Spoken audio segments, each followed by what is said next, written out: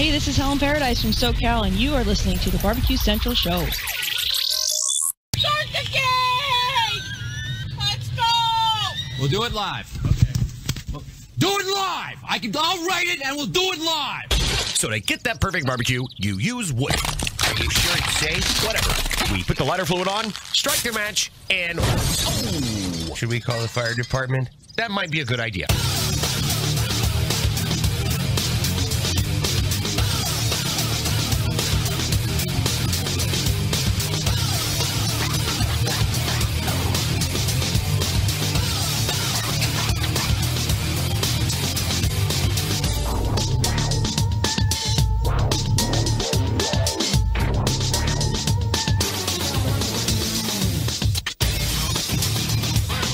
All right, good evening, and welcome to the Really Big Barbecue Central Show.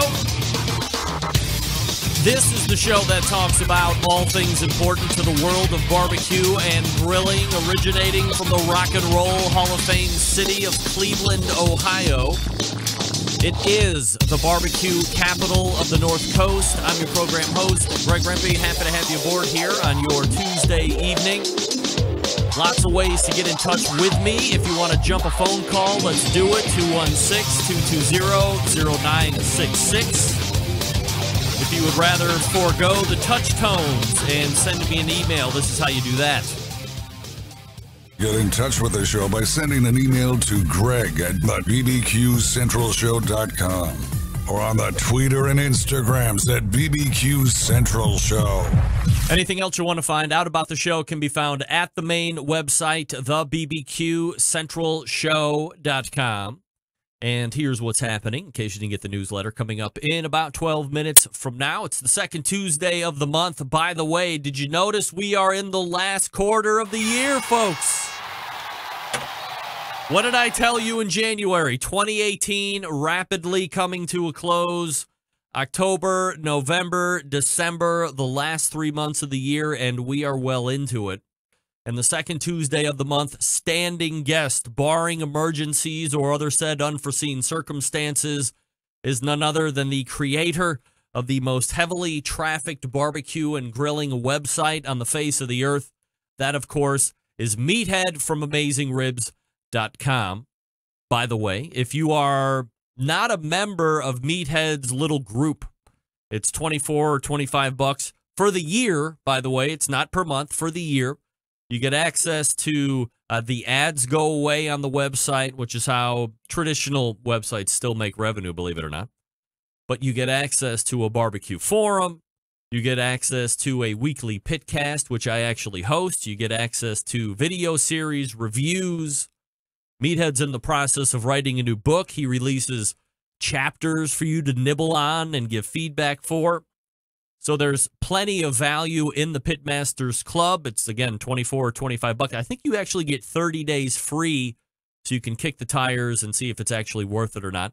We'll ask Meathead about how that endeavor is going. But that is the Pitmasters Club, brought to you by AmazingRibs.com. So Meathead in for his first hour standing segments, 9:14, 9:35. Topic on the agenda for tonight, I believe we've touched on it once or twice, but we will go a little bit more in-depth with this.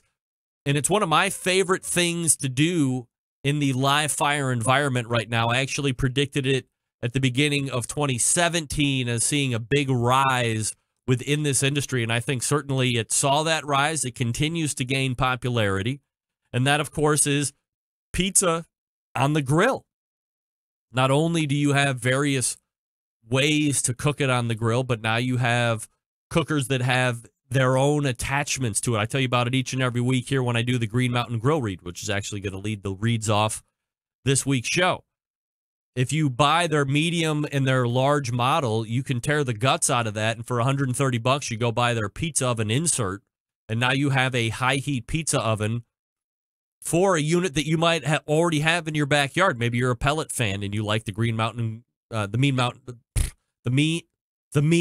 Green Mountain Grill brand. Well, they have added a value add in accessories to complement that piece.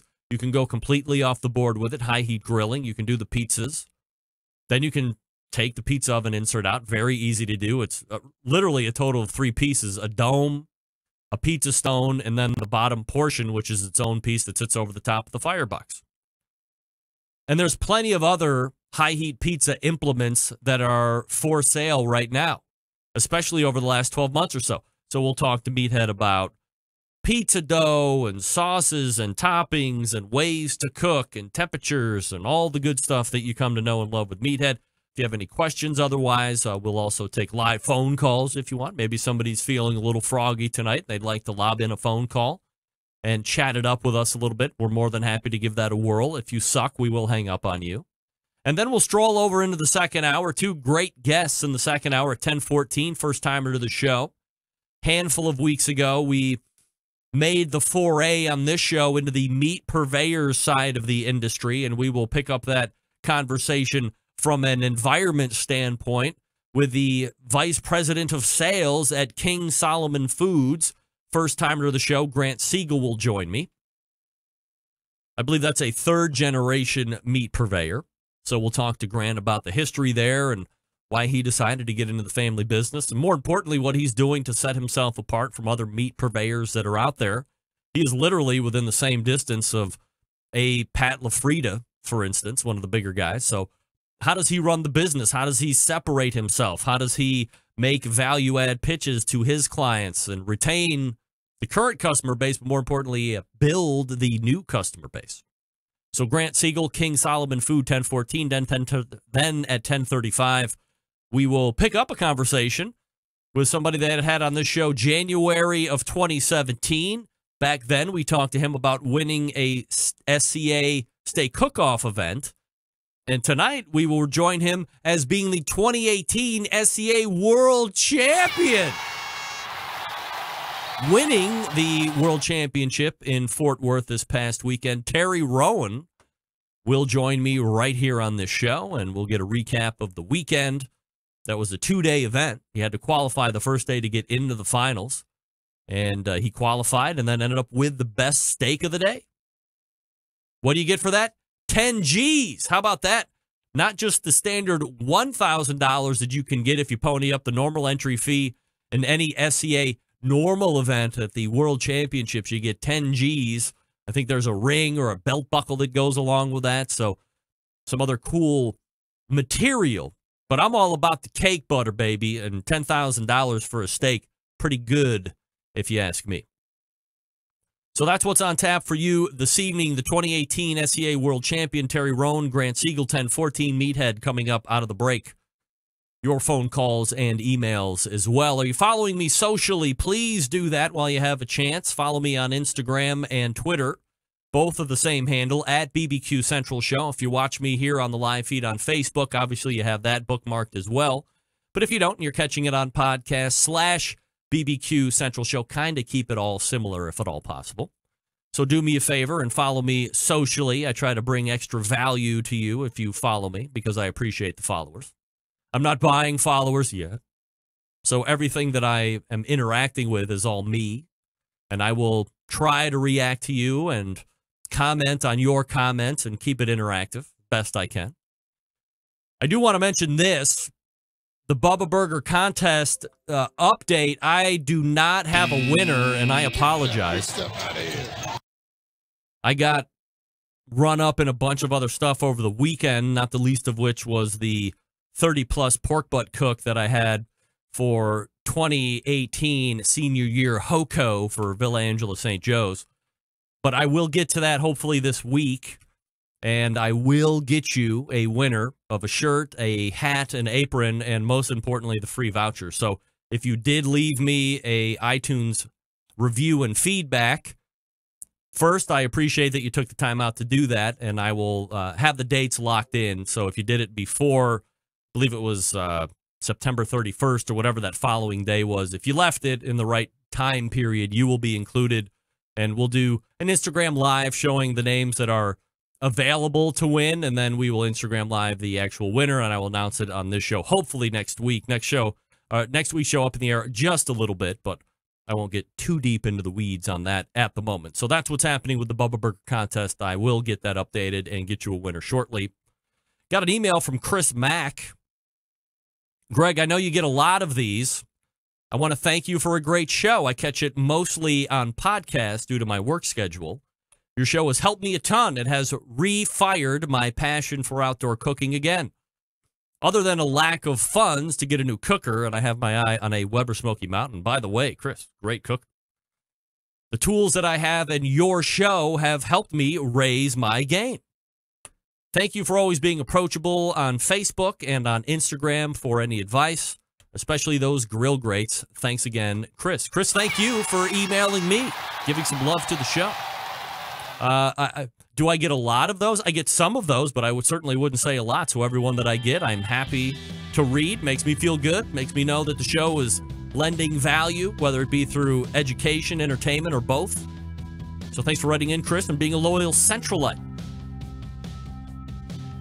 All right, I will talk to you now before we get to Meathead about those Green Mountain grills that I was just telling you about. Green Mountain grills are spectacular. There's 3 different sizes to choose from.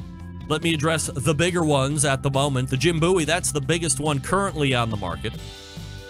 You can do, if you're not doing pans, you could probably do damn close to 8 or 9 pound pork butts in there without really messing up any airflow. If you're going to pan them, a little less than that because you're taking up a little more surface area with those aluminum pans. You can do probably 4, 5, 6 racks of ribs on there, St. Louis style if you want. They have some accessories to help you expand the cooking area with the Jim Bowie, but the Jim Bowie is the biggest. And if you have a big family, probably something that you might want to look into. If you're a little bit smaller scale, the Daniel Boone is probably right up your alley. Very popular amongst the 3- and 4-person households. Maybe you're not going to cook a lot of barbecue, but you want something that gives you that wood pelletability. The Daniel Boone is perfect for you. And as I had mentioned just a couple minutes ago, if you're into pizza, if you want to get into the pizza craze, get that pizza oven insert that goes in either or both the Daniel Boone or the Jim Bowie. And now you can make the Neapolitan pies. You can make your own crust if you want to. Pizza party on Friday and Saturday and Sunday, yay! Every day of the week if you want. So easy, so fun. Everybody makes their own. Real easy to do. 2-3 minutes, depending on where you have the temperature set at. Man, they're ready to go. Then you have the Davy Crockett. Folks, we're headlong deep. Is that even a saying? Into NFL football season, obviously, the college season as well. That's all about tailgating. And nobody wants to be messing around with charcoal grills and all this that they take forever to cool. What am I going to do with my hot coals? They're still hot after I come out of the game. Davy Crockett is a great way to fix all of that. Certainly it's portable, but you're not sacrificing a tremendous amount of capacity because of its portability. And it's going to cool down real quick. You shut it off, 25 or 30 minutes before you go into the game. I would hazard a guess and say that it's going to be extinguished and cool, especially if you leave the lid open to help cool down. You can pop it in the back of your van, truck, and SUV, and you're ready to go. Also, if you don't have access to the traditional power outlet, you can run it off of a 12-volt adapter from your car, truck, van, or SUV. I just said that. And again, pellet convenience and flavor. Come on, greenmountaingrills.com. That's greenmountaingrills.com. Longtime sponsor of this show, chasing down Jason Baker as we speak for another interview to get us updated. And I will keep you updated on that. Anyway, Meathead coming up out of the break. Stick around. We'll be right back.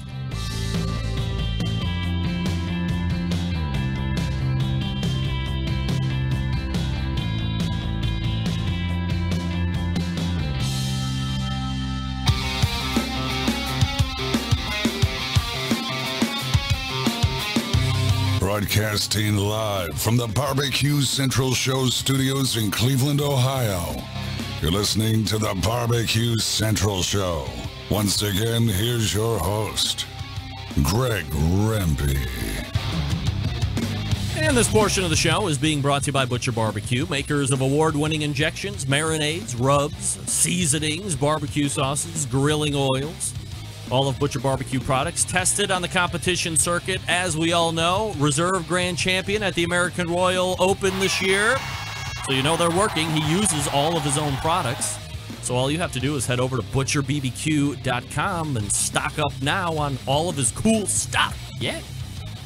Hey, the second Tuesday of the month brings a visit from the creator of the AmazingRibs.com website.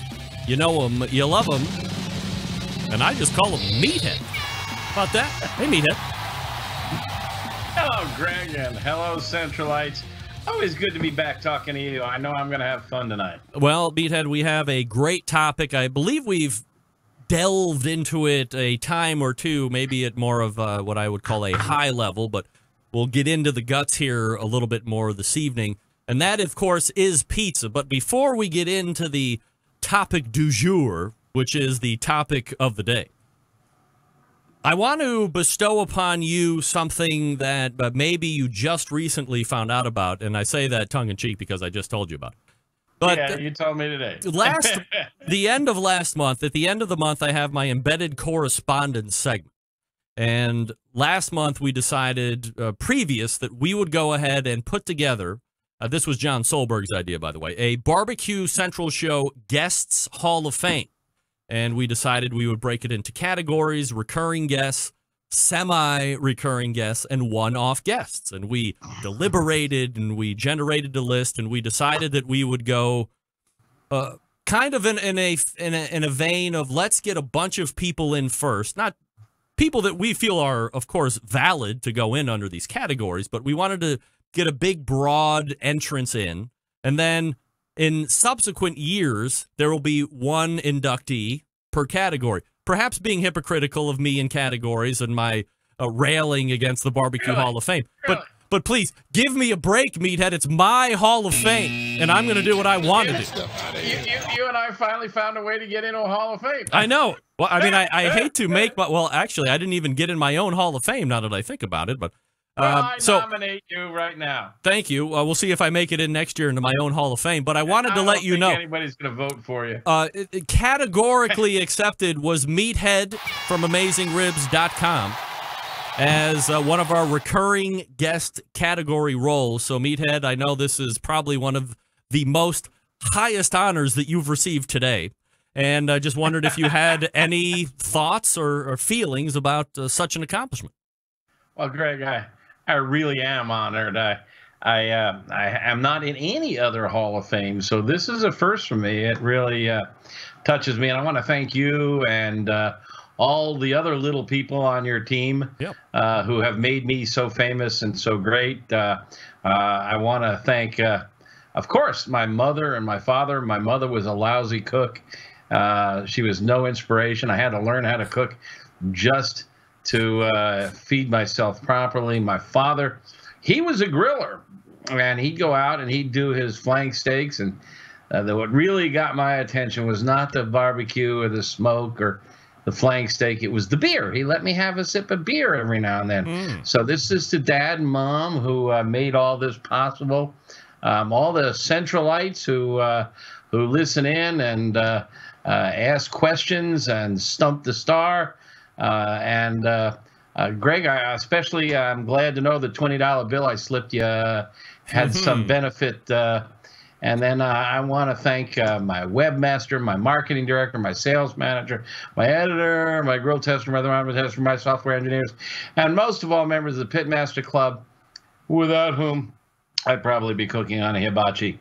And of course, the wine, which I'm always drinking on your show. Yes. And if I weren't, I probably wouldn't be wasting my time on your show. And speaking of hibachis. Yes. You were just talking about tailgating, and we've done tailgating before. But I just did a tailgate. I don't live far from Northern Illinois University. My wife's an NIU grad. Several members of our family went out there a couple of weeks ago for a tailgater, and I'm always looking forward to tailgating. And I hit upon my best tailgate meal that I've done in a long time, and it was so great, so simple. I'm always worried about bringing out a nice grill because I'm going to leave it out there while it cools off and I'm in the game, and somebody's going to rip it off. I brought a $30 hibachi and a flank steak. And, you know, you get enough heat out of those charcoals and a $30 hibachi and a flank steak. And I cooked 2 flank steaks, put them up on the table. People made wraps out of them, made sandwiches out of them. I made a little horsey sauce. So simple, so quick. I just sat down in a folding chair with the hibachi next to me flipped the flank steak, got a great crust on it with the charcoal. It was fantastic. I'm going to do nothing but flank steaks at tailgates ever again. And who cares if they steal my hibachi? Right, because it's only like $15 or whatever, right? Yeah, yeah. All right, so let's kind of deconstruct or begin the talkings of pizza. And I had said in the open in 27, when we were going into 2017, we were trying to do these trends and predictions that sometimes they become true, sometimes they don't. But I was starting to see a trend up on, certainly everybody loves pizza, and people have done pizza on the grill for decades and decades and decades. But I started seeing a little bit more of an interest, people starting to break it down a little bit more. I'd actually seen it from one particular person almost 10 years prior to any of this, and that was Fred Bernardo of Fred's Music and Barbecue, if you remember him from back in the day. Yeah. But he was super into... he was importing like Forno ovens from Italy, and he was bringing over specialty flours, and he was the only guy that I knew that was in it to that degree at that point. But now fast forward into what was the beginning of 2017, I started seeing a lot of interest just from the normal home person. How can I replicate some of these $5,000 and $10,000 and $15,000 import ovens at my house? And lo and behold, there must have been some type of a listening by the suppliers, because now implements started to come out. Some of the pellet cookers we're making, like Green Mountain Grill has that pellet oven insert. So a lot of these other things we're selling implements you could put on top of your gas grill to simulate some type of a high heat pizza oven. So it really kind of took off and became a trend of 2017 that actually panned out. And I know you're a big pizza guy as well. So, where do we start on grilling pizza? Do we talk about the ingredients and the dough and all that stuff, and then work up to cooking implements? Well, I want to start by defining some terms. All right. Let's differentiate between grilled pizza and pizza on the grill. All right. Now, it sounds like I'm being semantic, but pizza on the grill is real pizza the way you would get it from a pizza restaurant or a pizza store. You start with a raw piece of dough, you put toppings on it, you put it on the grill, and you bake the whole pizza. And you work. This is the hardest part, to get the bottom and the top cooked simultaneously. I call it simultaneous pizzagasm. Right. Because getting the bottom done is pretty easy because it gets pretty hot underneath there. But you don't want raw sausage or raw meat on the top. So it's always tricky to get the two in balance. Now, grilled pizza is when you take the dough and you throw it naked on the grill, and you firm up the bottom, get some grill marks, you toast it a little, flip it over, and do the same thing. And while it's on the upside, now you top it. You can't put too much on there because you're not really going to cook it. You're just going to melt some cheeses, warm the sauce, wilt some greens, some basil and other things. And a lot of people do that and have been doing that for a long time. But if you want real pizza on the grill, it's a whole nother issue, and it's a whole nother story, and it's a little trickier. All right, so let's talk about dough making, I guess. And I think that you have a couple different recipes that are probably on the website. And yes, if I remember correctly, you're one kind of a pizza guy, and your wife's another kind of a pizza gal. Yes, as far as like dough ingredients. Yep. Now, admittedly, I have a spectacular Italian grocer that's 10 minutes from my house, and I can show up there, and they have pre-made pizza dough balls, and they're 99 cents. And what I have found is I can take that ball, let it come up to temp, I can cut it in half, and it actually, when I roll it out, it makes the exact size pizza that I want. So for 99 cents, I can get 2 pizzas out of it, crust alone before sauce, toppings, and all that stuff. But what about for the folks that want to delve into it a little bit more? And, I was always a big believer when I was getting into barbecue that certainly you could buy a whole bunch of different barbecue sauces that were already out there. But I had the saying that, the barbecue wasn't really your own until you made your own barbecue sauce and put it on it, blah, blah, blah. Similar thought then for pizza? I know I live in hypocrisy, which I love to do, but I figure if I have such a great outlet, why mess with something that is almost kind of perfect? No, in fact, and let's elaborate on that. I think a lot of grocers are now doing that. I know that there are 3 grocers in easy driving distance of me, and all 3 of them sell dough balls. And they're made every day or 2, and they're excellent. They're just excellent. They're really quick and dirty. You bring them home, you cut them in half like you do. Usually they can be cut in half. You can pull it out, roll it out. You can do the steering wheel stretching. I mean, if you want to flip it around, you can do that. I haven't ever had the guts to do that. And they make great pizzas. And if you read the ingredients, they're done right. They're just flour, water, yeast, maybe a little oil, maybe a little sugar. Those are optional ingredients. So there are a variety of dough styles out there. The most classic and the original, and it's relatively new to the U.S., is the Neapolitan dough. And that is the one from Naples, Italy, and that's just flour, water, and yeast. And they even have a society. If you are a member of the society in a pizza restaurant, that's all you're allowed to do. And it's really simple. It's a big poofy dough. It's soft in the center. It doesn't get really hard on the crust. It really is a lovely dough, lovely bread. In Rome, they tend to add a little more oil to the dough. And when you add a little oil to the dough, you can get it a little crispier. You can get a little crunchier. It's a little stiffer in the center. And then there's, the thicker doughs, the grandma style, the Sicilian style, the Detroit style. I've got a whole article on the website that breaks down the different styles of pizza from around the world. But 2 dough recipes is pretty much all you need. You can try both of them. I've got a Neapolitan and a Roman. The Neapolitan is based on a recipe from the famous baker Jim Leahy. It's a no-knead dough. We've done very little to change it. I've added a little pinch of sugar to get it rising a little faster. But it works beautifully on the grill. And then the Roman dough is my wife's recipe, and she's been doing it for years, and it's got a little oil in it. So you can try them both, or just buy from the grocery. But there's no need to buy these pre-cooked doughs anymore.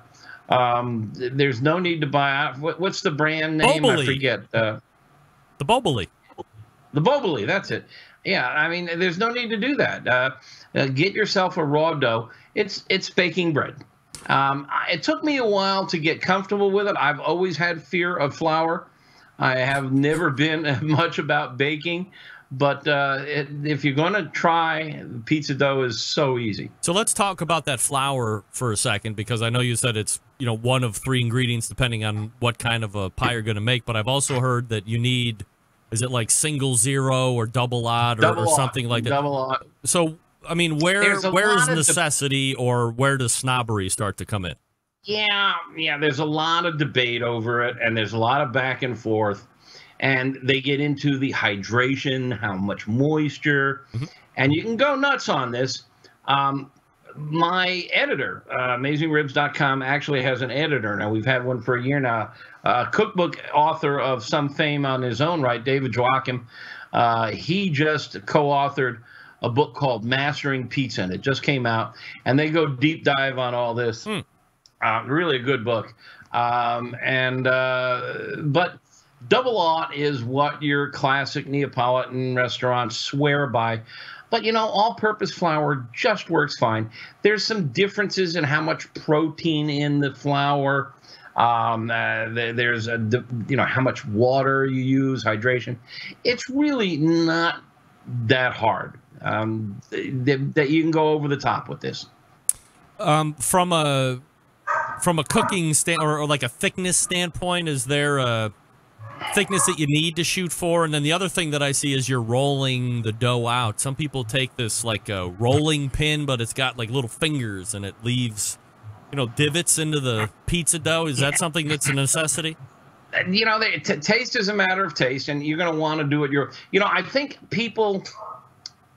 the pizza that we grew up with as kids in our neighborhood on Friday night when it was pizza night, and Dad and I loaded into the car and ran to the neighborhood pizza joint and brought home pizza, and we had pizza, and I loved it, and everybody's done something similar. That's the pizza that is in your head. That's the platonic ideal of pizza, and we try to replicate it. So, I mean, if you like thick crust, that's what you want to do. If you like thin crust. So if you like thick crust, when you get that ball from your neighborhood grocer, instead of splitting in half, you leave it whole, or you cut a little less off, and you just make it thicker. And you have to adjust your cooking temperature and your cooking time, perhaps. A lot of this is done in a pan, a square pan. For the thicker ones, they call them Sicilian or grandma pizzas. In Detroit, they actually edge them with cheese, so it gets crunchy on the edges, which is fun. Yeah. There's a New York style dough, which is similar to the New Haven style dough. You know, these are minor variations, and you can dive deep into it if you want to get into it. It's like barbecue, you know? Are you going to use apple or cherry? Are you going to use bark or no bark? You know, but it ain't hard to get started. I mean, everybody remembers when they got started, and the first time they smoked up a pork butt, and oh my God, how wonderful it was. And now you're down to, what are my injections and what kind of rubs and do I spritz and all that stuff. You know, that's the fine tuning.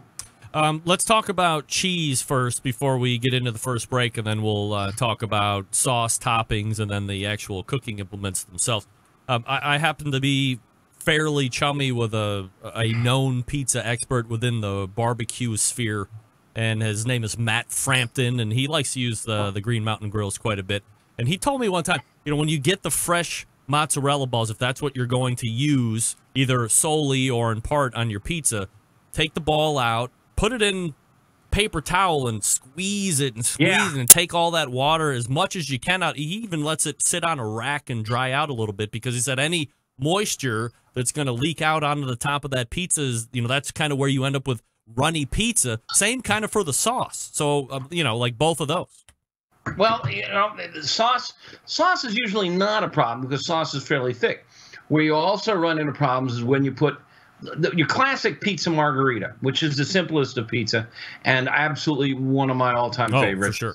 It's usually just tomato slices, not sauce, just tomato slices, and tomatoes are very wet inside, and that stuff runs, and it can make your dough wet, and it can slow the cooking. You don't want gummy, uncooked dough. You want bread, so getting the moisture out is problematic. I often use aroma, which is the egg-shaped style tomato. Your San Marzanos are similar. And I'll cut the end off with the stem, and I'll squeeze the jelly out. That's a lot of the liquid. I hate doing it because there's a lot of flavor in that jelly. Yeah. But it just makes the dough too wet. And then I slice up the mealier parts of the tomato and put them down. But yeah, you want, and if you get fresh mozz, which I love, and the buffalo mozz, which is made from water buffaloes, not cowboy buffaloes, get that moisture as much as you can out of it. Otherwise, your dough won't cook thoroughly. But again, it's not the end of the world if there's a little moisture on there. And here's a tip. When you order carry-out pizza from your local restaurant, tell them not to slice it. Not to slice the pizza? Not to slice it. If they slice it, the moisture on the surface goes down through the cracks, gets underneath, and softens the crust. So you get soggy crust. When I order out pizza, we fire up the oven. I put a pizza stone in the oven. I get it hot. I run out. I get the pizza unsliced, bring it home, pop it in the oven just to keep it warm, and then I slice it myself so that the moisture that I want a dry, crunchy crust. So get a good pizza wheel, and if you're ordering out and not making pizza, tell them don't slice it. Look at this. What advice you get from Meathead. You think it's just all barbecue and grilling stuff, but he's giving you don't have the people not cut your takeout pizza. That's absolutely fabulous. Right, Meathead, we'll be back here in just 1 second. We'll talk about some toppings, favorite toppings, and then ways to cook. Also, obviously, the pizza cooking implements that have come to market that you might be recommending. In the meantime, I will talk to you quickly about Southside Market and Barbecue. Attention anyone who loves sausage and barbecue. Established in 1882, Southside is the oldest barbecue joint in Texas. And they've been owned and operated by the same family for 3 generations, famous for the original beef sausage, which if you haven't had, come on. That would be really good on pizza too, by the way. Coarse ground in a natural pork casing. They also have authentic Central Texas barbecue, all meats, including the prime briskets, slow smoked for many hours over real Texas post oak wood. They ship nationwide via the online store, southsidemarket.com. They also ship fresh and smoked sausages nationwide. Shipping customers can choose now to order, or you can include the custom gift note and mail to multiple addresses without additional shipping charges. All shipped items are vacuum sealed to ensure freshness and ease of preparation for the customer. They're also shipped in dry ice to ensure complete freshness upon arrival. All meats processed in the on-site USDA inspected facility. Yes, they have one of those. On-site meat markets for fresh and smoked products. Custom orders are welcome. 2 restaurants to try out if you're around the area. Elgin, Texas since 1882 and Bastrop since 2014. Grocery distribution through Texas and many surrounding states. Here's the kicker. If you go to southsidemarket.com right now and you take a look and then you place an order, if you want 10% off the entire online order, all you have to do is enter promo code BBQ Central. That's one word, all lowercase. That's BBQ Central for 10% off your entire online order at southsidemarket.com. If you haven't tried the sausage slammers, try that. Again, the beef sausage, very unique in taste, very unique to Southside Market.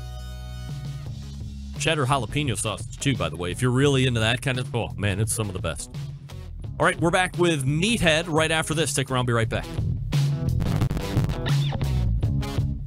Continuing to produce incredibly mediocre content in an exceptionally professional way.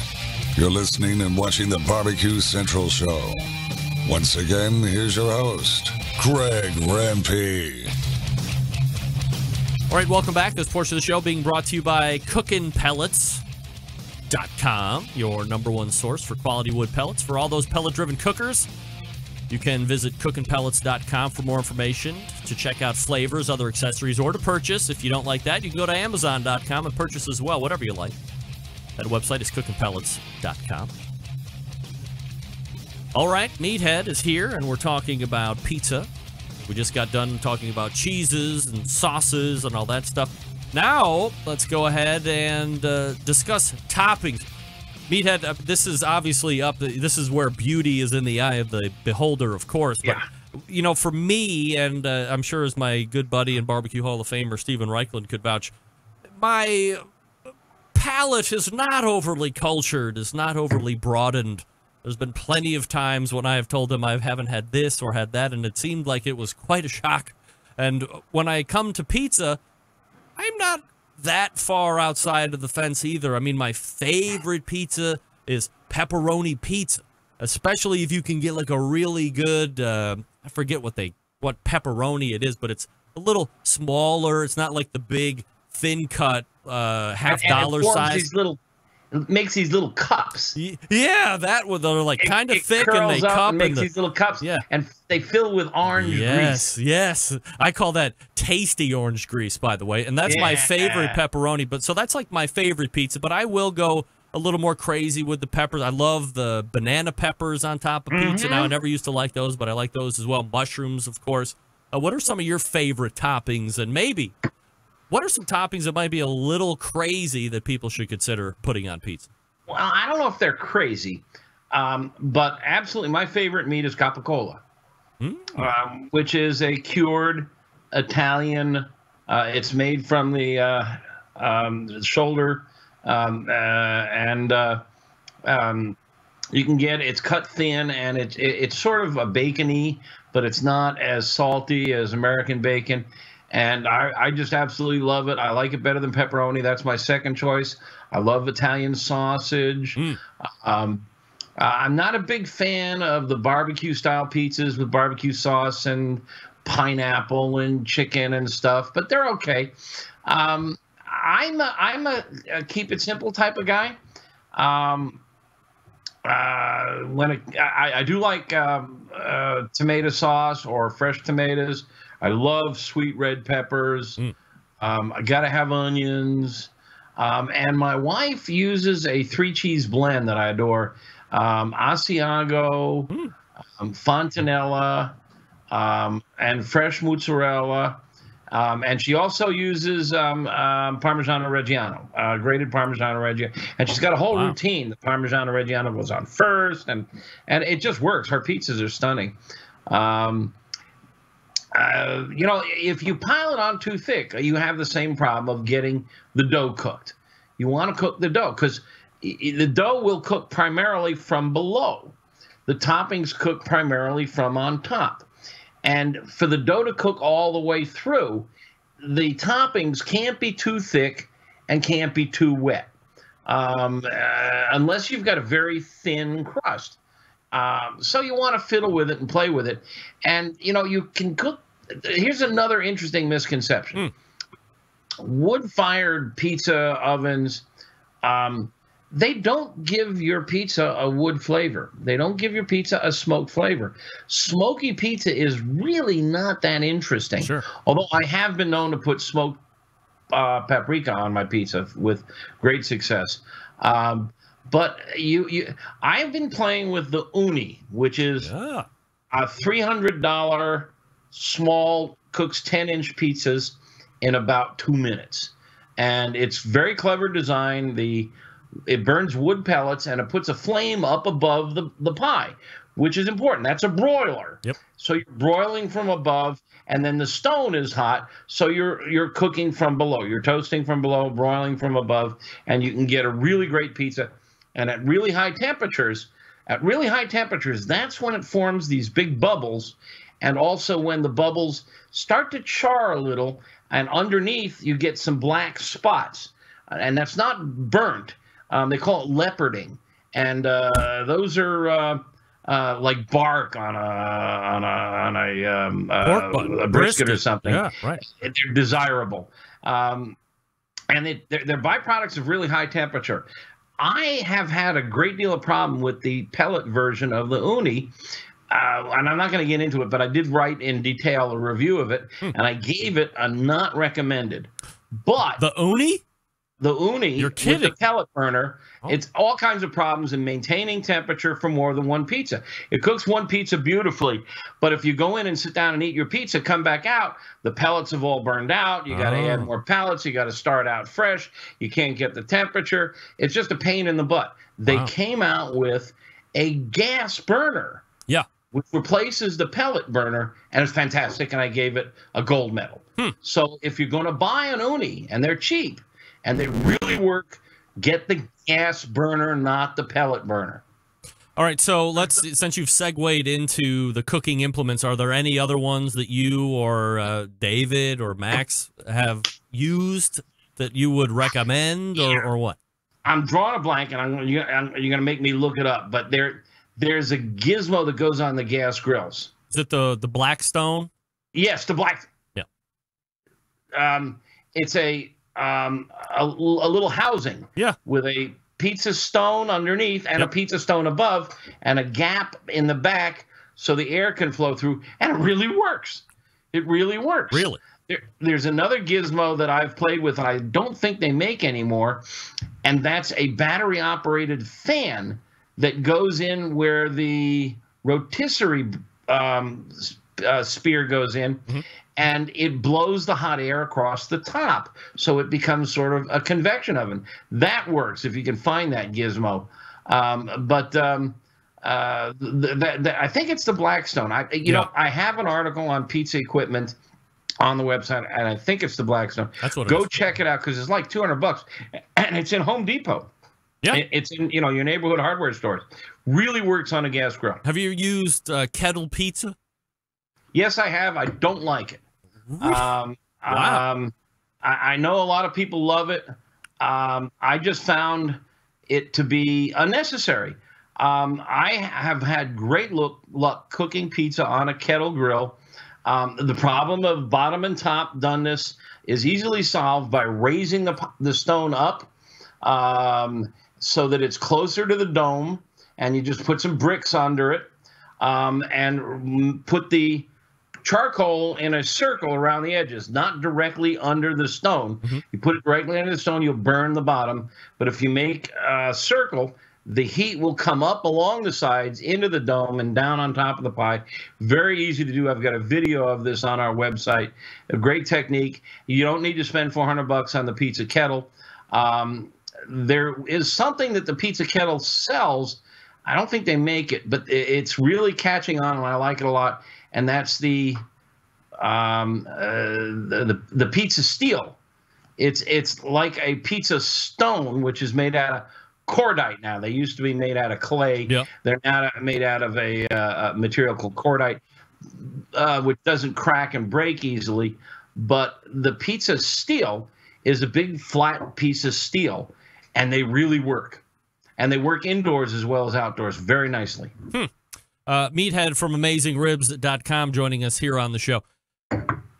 Can we broach the subject of some of those real, I want to say original, but original isn't the Forno ovens or something these are like bigger ticket items. But typically in the barbecue or the live fire world, if you're going to be spending that kind of money, the quality and associated satisfaction and the efficacy on that is typically it corresponds with how much you're actually spending, right?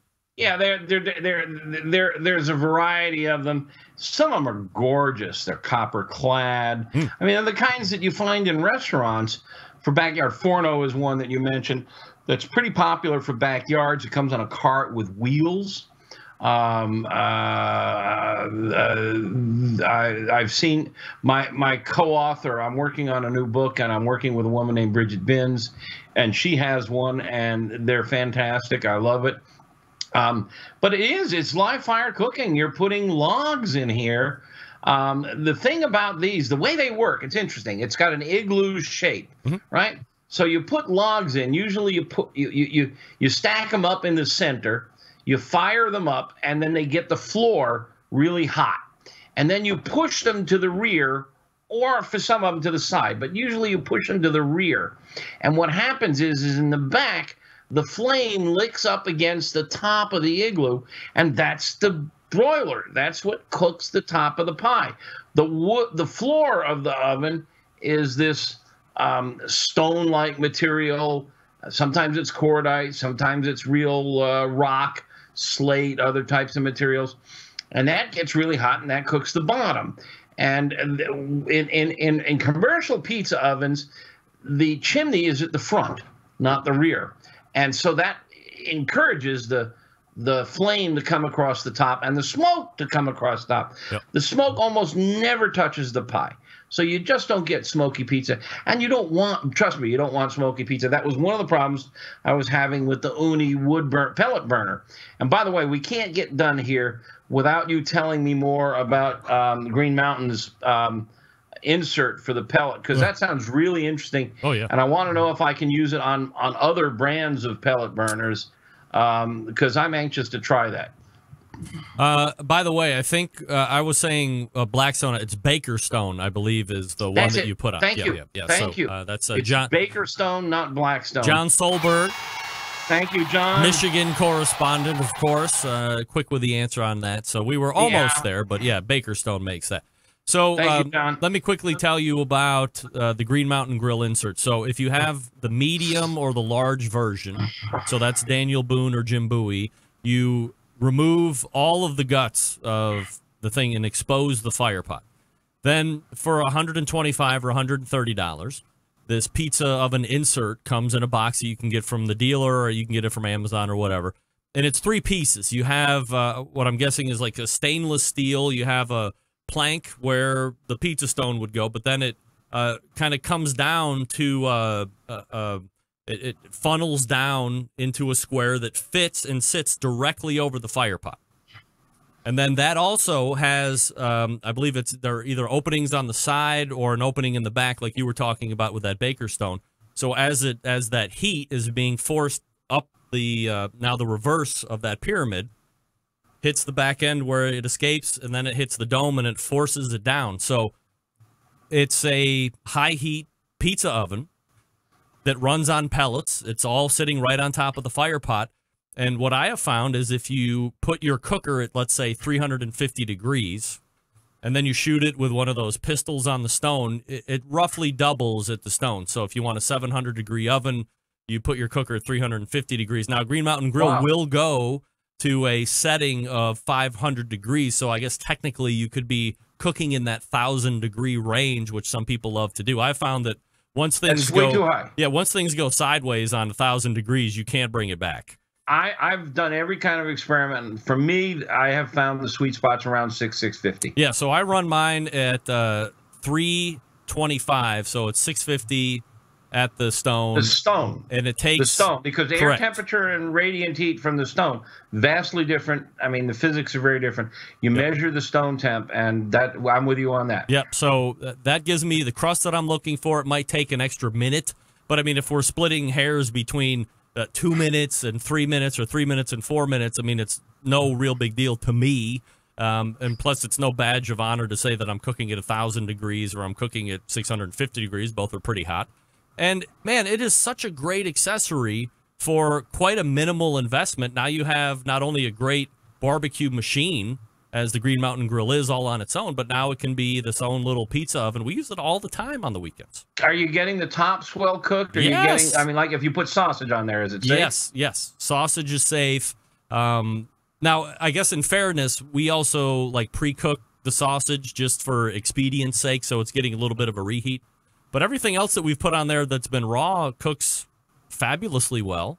No danger, and it cooks the top great. And as long as you don't get crazy with the cheese and the, because you get a little bit of that damp top, but that's more the operator than the machine itself. It really produces a great pie. Now, I have a Mac 2-star. I don't have the Green Mountain. Could I buy this and adapt it to mine? Yeah, I don't know what that status is right now, because the way that the base sits on the lips of the Green Mountain grills, the Daniel Boone and the Jim Bowie, I mean, that's kind of key because it does have, lips that allow it to sit properly. But, I mean, I would imagine, you're a pretty smart guy. You can engineer some stuff, probably wouldn't not be worth trying it out and seeing if you could retrofit it. And maybe that's something that they're looking into as well. I mean, I know it's been a gangbusters hit for Green Mountain Grill grills. I mean, there has to be some interest from some other people too, I would imagine. That's fascinating. No, as you're telling that story, my mind is wandering, and I'm thinking, for people out there who are wanting to get into this game and they're not quite sure how, and it's complicated getting bottom and top done, there are a couple of really interesting techniques that you could play with. You can make really good pizza in a cast iron frying pan. Indoors. You just got to reheat. You got to preheat the pan, put the dough down, get your toppings on in a hurry, and pop it under the broiler. There's a lot of things you can do to make really good from scratch pizza, and it's almost always better. It's like barbecue. It's almost always better than what you buy in the restaurant. You can find Meathead at AmazingRibs.com. Also, the pizza recipes and tips and tricks and some of those cooking implements as well at AmazingRibs.com. And on the second Tuesday of every month, you find Meathead right here on the Barbecue Central Show. Meathead, always appreciate the time. It's my pleasure, always 100%. And again, thank you and the Centralites and all the little people on your committee. There is 2018 Barbecue Guest Hall of Fame inductee Meathead from AmazingRibs.com. There he is. That's right. How about that? Well-deserving, too, by the way, Meathead. No doubt. Oh, there we go. Oh, come on. Here we go. All guests appear via Fire the the track. Traeger Grills hotline. Yummy. So, we are first to put Meathead in some type of Barbecue Hall of Fame. It just so happens to be the Barbecue Central Show Guest Hall of Fame. Which is quite a freaking honor, by the way, in case you wondered. Hey, I know I was talking about Green Mountain Grills just a second ago on their high heat pizza oven insert with meathead because it's great. I am also a fan of Traeger grills. That's right, I cooked 3 10-pound pork butts in my Timberline 850 this past weekend for HOCO 2018. You know, behind every great meal is a great grill, but not just any grill, a Traeger grill. And the Timberline is Traeger's most advanced grill yet. It allows you to grill, smoke, bake, roast, braise, and barbecue like a pro no matter what your level, thanks to its incredible wood-fired taste. Seriously, you don't know flavor till you're cooking with it. Traeger grills use all-natural hardwood pellets as fuel, so you're literally cooking with flavor, from low and slow smoked ribs to a seared steak, even a baked apple pie. Traegers can handle it all, and the Traeger Timberline makes it even easier thanks to the Wi-Fi capability. You can check on your cooks, kick up temperatures, and set custom cook cycles anytime, anywhere, all right from the Traeger app on your phone. In fact, I gotta go check out my brisket right now. Find your local Traeger dealer or check them out online at TraegerGrills.com.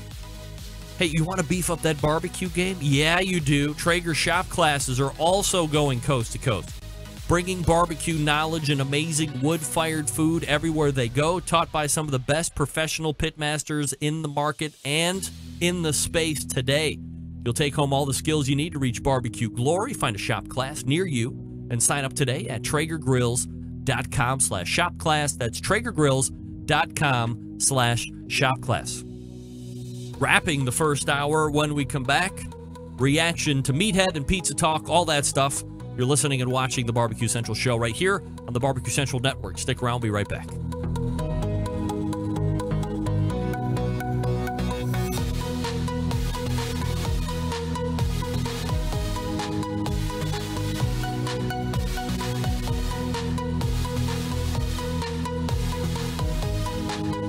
Cleveland.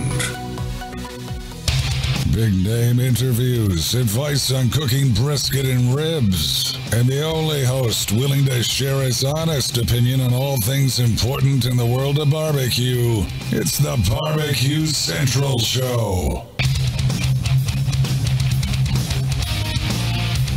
Welcome back. Email in from John Dawson. Subject, perfect pizza cheese blend, Remps. My ideal pizza cheese mixture, 2/3 whole milk mozzarella, 1/3 unsmoked provolone, and 1/3 fontina. I agree that the pellet-fired uni is more hassle than it's worth. John Dawson is in the hinterlands of Boise. Say it right if you're gonna. It's not Boise. Boise. B-O-I-S-E. I think that's how they spell it. But anybody from Idaho that lives in that city, you say Boise, and they will jump your S right now.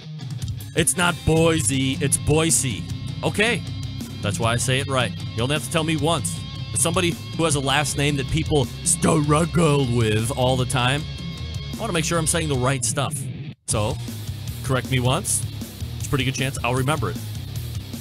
Now, if I want to be making some words up on my own, that's a whole different story there right now. I will drop a Rempyism on you real quick.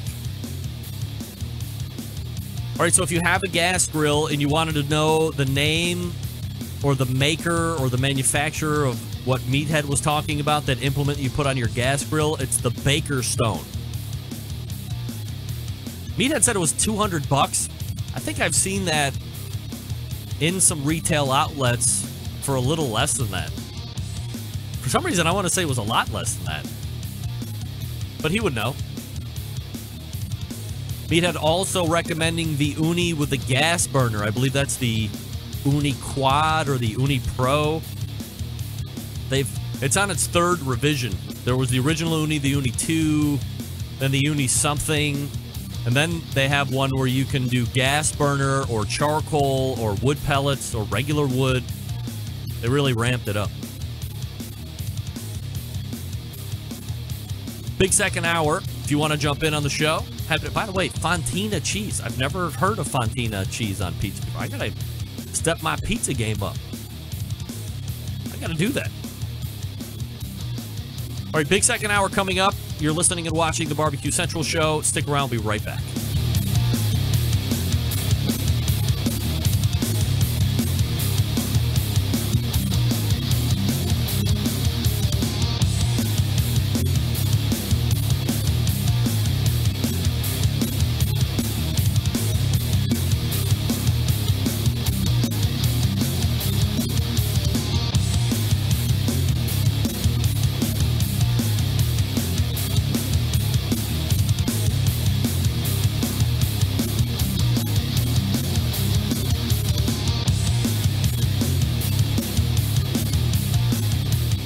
This is Chris Payne from Euclid, Ohio, and you are listening to Barbecue Central.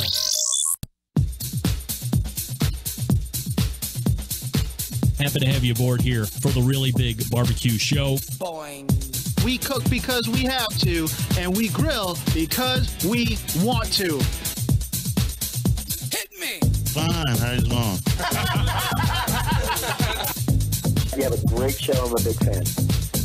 Boing. So what seems to be the problem here? This man looks like he's dead, and he's in the crackle.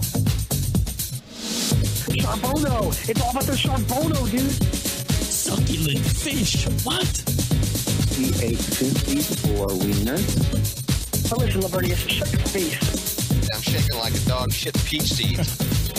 We have top men working on it right now. Top men. And just like that, we are into the second hour. Welcome aboard. It's the Barbecue Central Show. On this show, we are particularly fascinated with talking about things that are relevant to the industry of live fire cooking, barbecue, grilling, and or otherwise. We just spent 2 segments with Meathead from AmazingRibs.com talking about grilling or high heat pizza cooking. Both ways. If you've had it both ways, what do you like? Do you like grilled pizza better, where you kind of grill that crust off first and then you put your toppings on it and then go in for the reheat? Or are you a fan of that 2017 rise in high heat pizza oven on your grill, or making some implement that goes on your live fire cooker? Do you like it that way? I got to be honest. The Daniel Boone that I have, also have the Jim Bowie, but the Daniel Boone that I have has been more or less relegated to the pizza oven insert cooking. Now, if I'm not going to do a tremendous amount of barbecue cooking, maybe a butt or two or a couple racks of ribs and that's it, or just maybe 25 or 30 wings, then I will take the pizza oven insert out, because really it's not that hard to reassemble to get it back in its normal cooking environment. So I'll rip the guts out and put the normal stuff in, do that in the barbecue, or more of a smoke roast, if you will, to coin a phrase from Stephen Reichlin.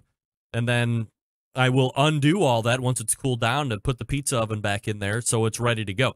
That's how I want it to be stationed for use, as a pizza oven first, as a smoker second. Then I can retreat to the Jim Bowie if I need to for the traditional smoked or smoke roasting if I want to do that.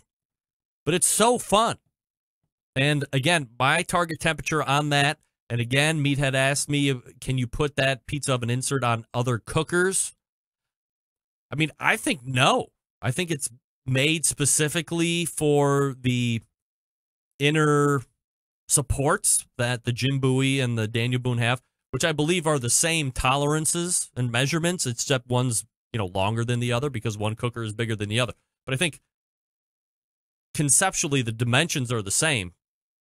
So you can put the pizza oven insert in one or the other, and it's got just little ears that hang off the front and back, and that sits into the channel of where the drip pan would go, and then it sits right on top of that fire, the firebox, or the what the hell you call that thing? Burn pot. It's great. 350 degrees is where I live. 325 degrees where I live. On the cooker, that gets me right around 650 degrees or so at the stone. And as I was saying, man, if you want to say that you cook at 1,000 degrees, then jack the Green Mountain Grill up to 500. You're going to be right around 1,000 degrees at the stone. And you got to be on it. And the minute it turns, the minute you pay not as close attention that you should be, it goes wrong real quick, and you can't bring it back. You're like, once it's overshot, you're screwed. It's like overdoing a steak. Once it's gone over, that's it. Can't go back. Can't go back. So be careful. Give yourself a little bit more room to move by cooking a little less hot. I mean, why not?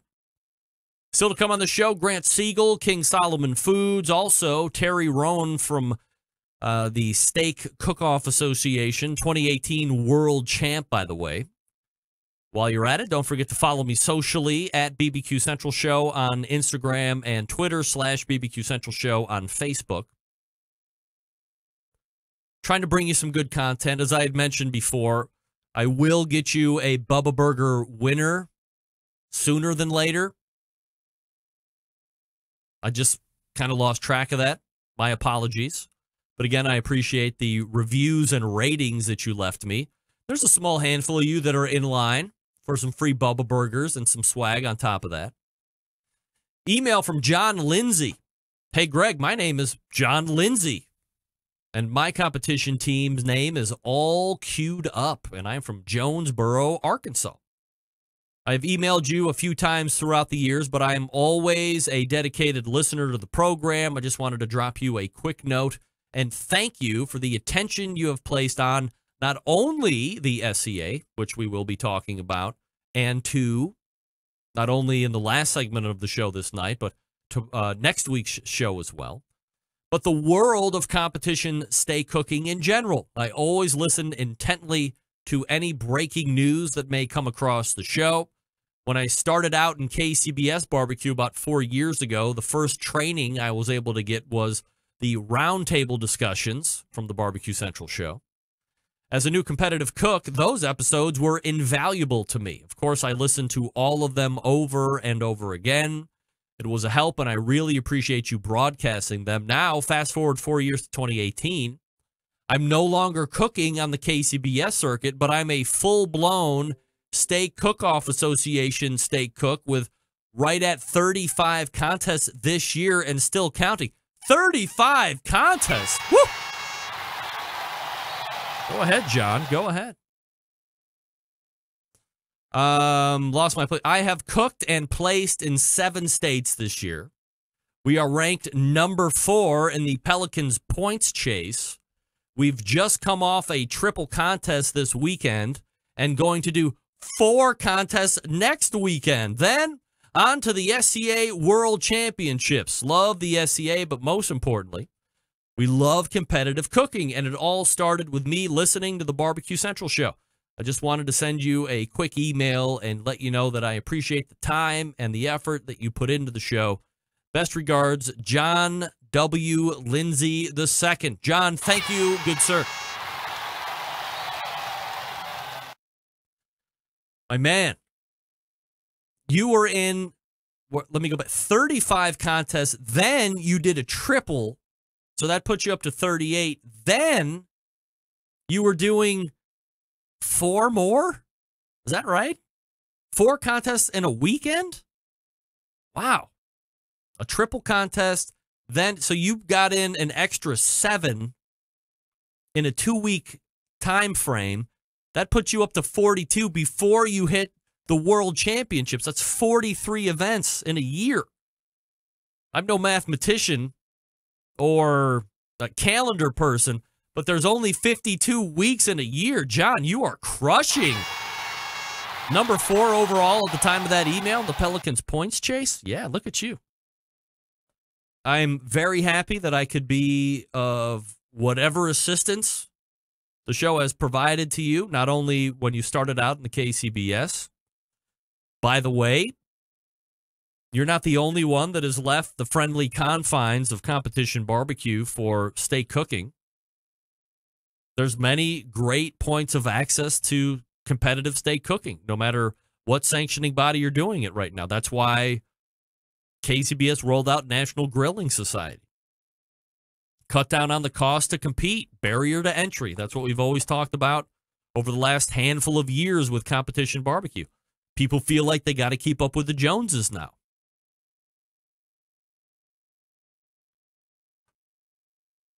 Oh, dear.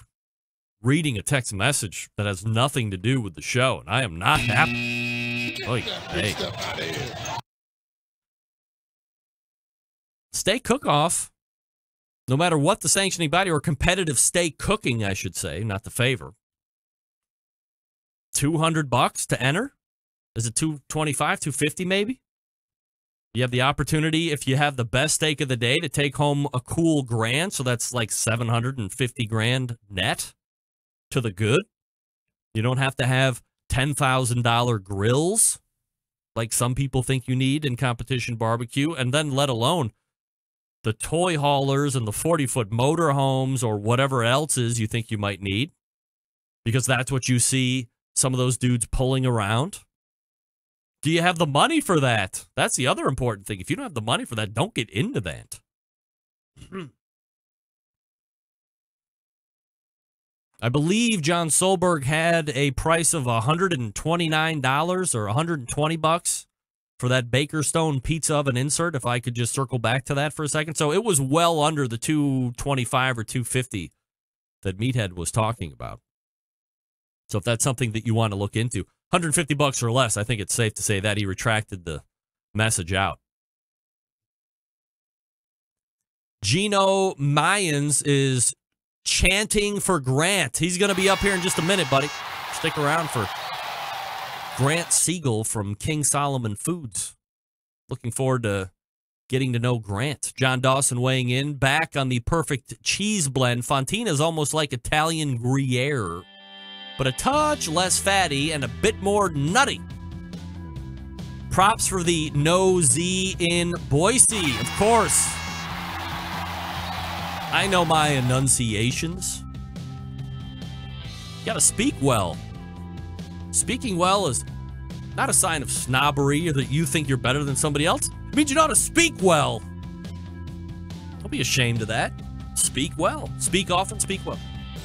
I'm going to talk to you quickly about Cook Shack. They make smoker ovens for barbecue lovers with any amount of experience, whether you barbecue in the backyard, on the competition scene, or in a 5-star dining facility. Cook Shack has a unit that will do the job, and with a full line of barbecue sauces, spices, pellets, and wood chunks, it's the perfect one-stop shop. Cook Shack strives to be your barbecue resource center by offering cooking classes, online recipes, how-to videos, 2 blogs, smoking grilling 101s, and a video cooking classroom. Check out their website at cookshack.com or follow them on Instagram, Facebook, YouTube, Twitter, Pinterest, and Google+.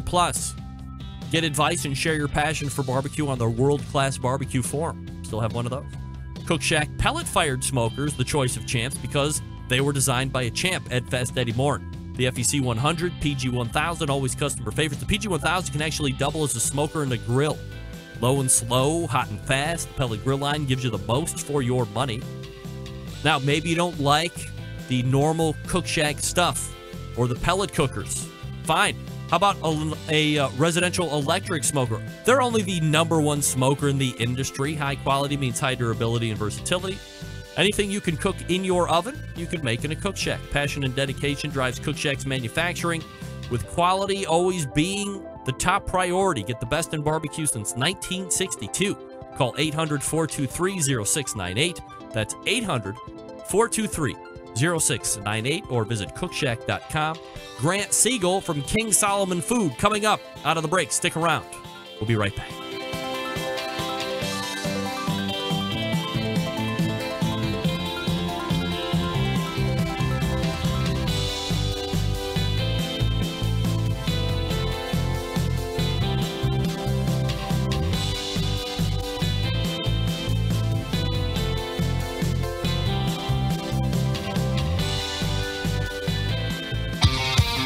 The only show giving you a monthly visit from a doctor of barbecue.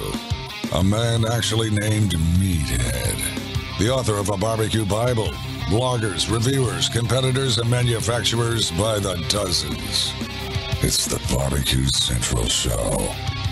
Once again, here's your host, Greg Rempe.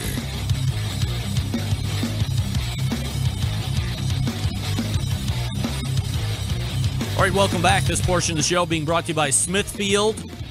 Go to smokinwithsmithfield.com right now to sign up for the 2019 Committed Cooks Program, $25 shipping charge. Get you a bunch of really cool stuff from Smithfield. Well over $25, I might add. Now, if you're somebody that puts on a barbecue contest or you are a past beneficiary of the Smithfield Grant Program, you can also sign up there, put in your application. That's going till the end of the month. Smokinwithsmithfield.com. That's smokinwithsmithfield.com. All right, a month or so ago, we had Pat LaFrieda on. We talked about the meat purveying business, and tonight I'm picking that topic back up with the vice president of sales at King Solomon Foods, which is located in New York City. So let's go ahead and race to the Traeger Grills hotline and welcome first-timer to the show, Grant Siegel. Grant, how are you, buddy? I'm doing well. Thank you for having me. Can you hear me? We all good on both ends? Yeah, I can hear you. If you can hear me, we can get rolling. Great. I can hear you. Just want to say before we start, I just want to say thank you for having me. I really appreciate it. Yeah, I found out about you from the Pat LaFrieda interview, and I listened to the whole thing, and it was truly great. And I said to myself, man, I gotta hit Greg up, and I gotta get on this some way or another. Well, I'm glad you made time for us and that we could get you on to talk about it. So before we get into some of the business dealings and the ins and outs that you're dealing with every day, Grant, maybe that elevator version of how King Solomon Foods came to be and where you're at present day. Gotcha. So I don't mean to correct you on your own show, but we are based in Brooklyn, Bay Ridge. We're in the Brooklyn Wholesale Meat Market. And that's kind of the basis of our business. We thrive on being Brooklyn bred and Brooklyn born, and that's very important to us. The concept of the business first started in 1920 when my great-great-grandfather, Charles Solomon, he was actually unloading produce and vegetables, and someone came up to him and said, hey, there's an opportunity in poultry. The crates are much heavier. You can get into this and make a little bit more money. And, I think we all agree that was the best decision he ever made. The business first started really moving poultry, and by 1928, my great-grandfather partnered up with his brother, and they started a business called Solomon Brothers. And they had 2 locations in 14th Meat Market, which is now Meatpacking, and Fort Greene Place, which is currently right across the street from the Barclays Center. So they were truly in the heart of meatpacking and the heart of Brooklyn. Due to complications, my great-grandfather passed away, and that's when my grandfather, Arthur Solomon, joined on. And he decided that he wanted to take the business solely in Brooklyn. So he kind of shifted and did his own thing. And at that time, in the 50s, we were still solely doing poultry. We had a very nice business, and at the time, they were solely content doing poultry. And at that time, poultry was a hot commodity, and they made a very nice living.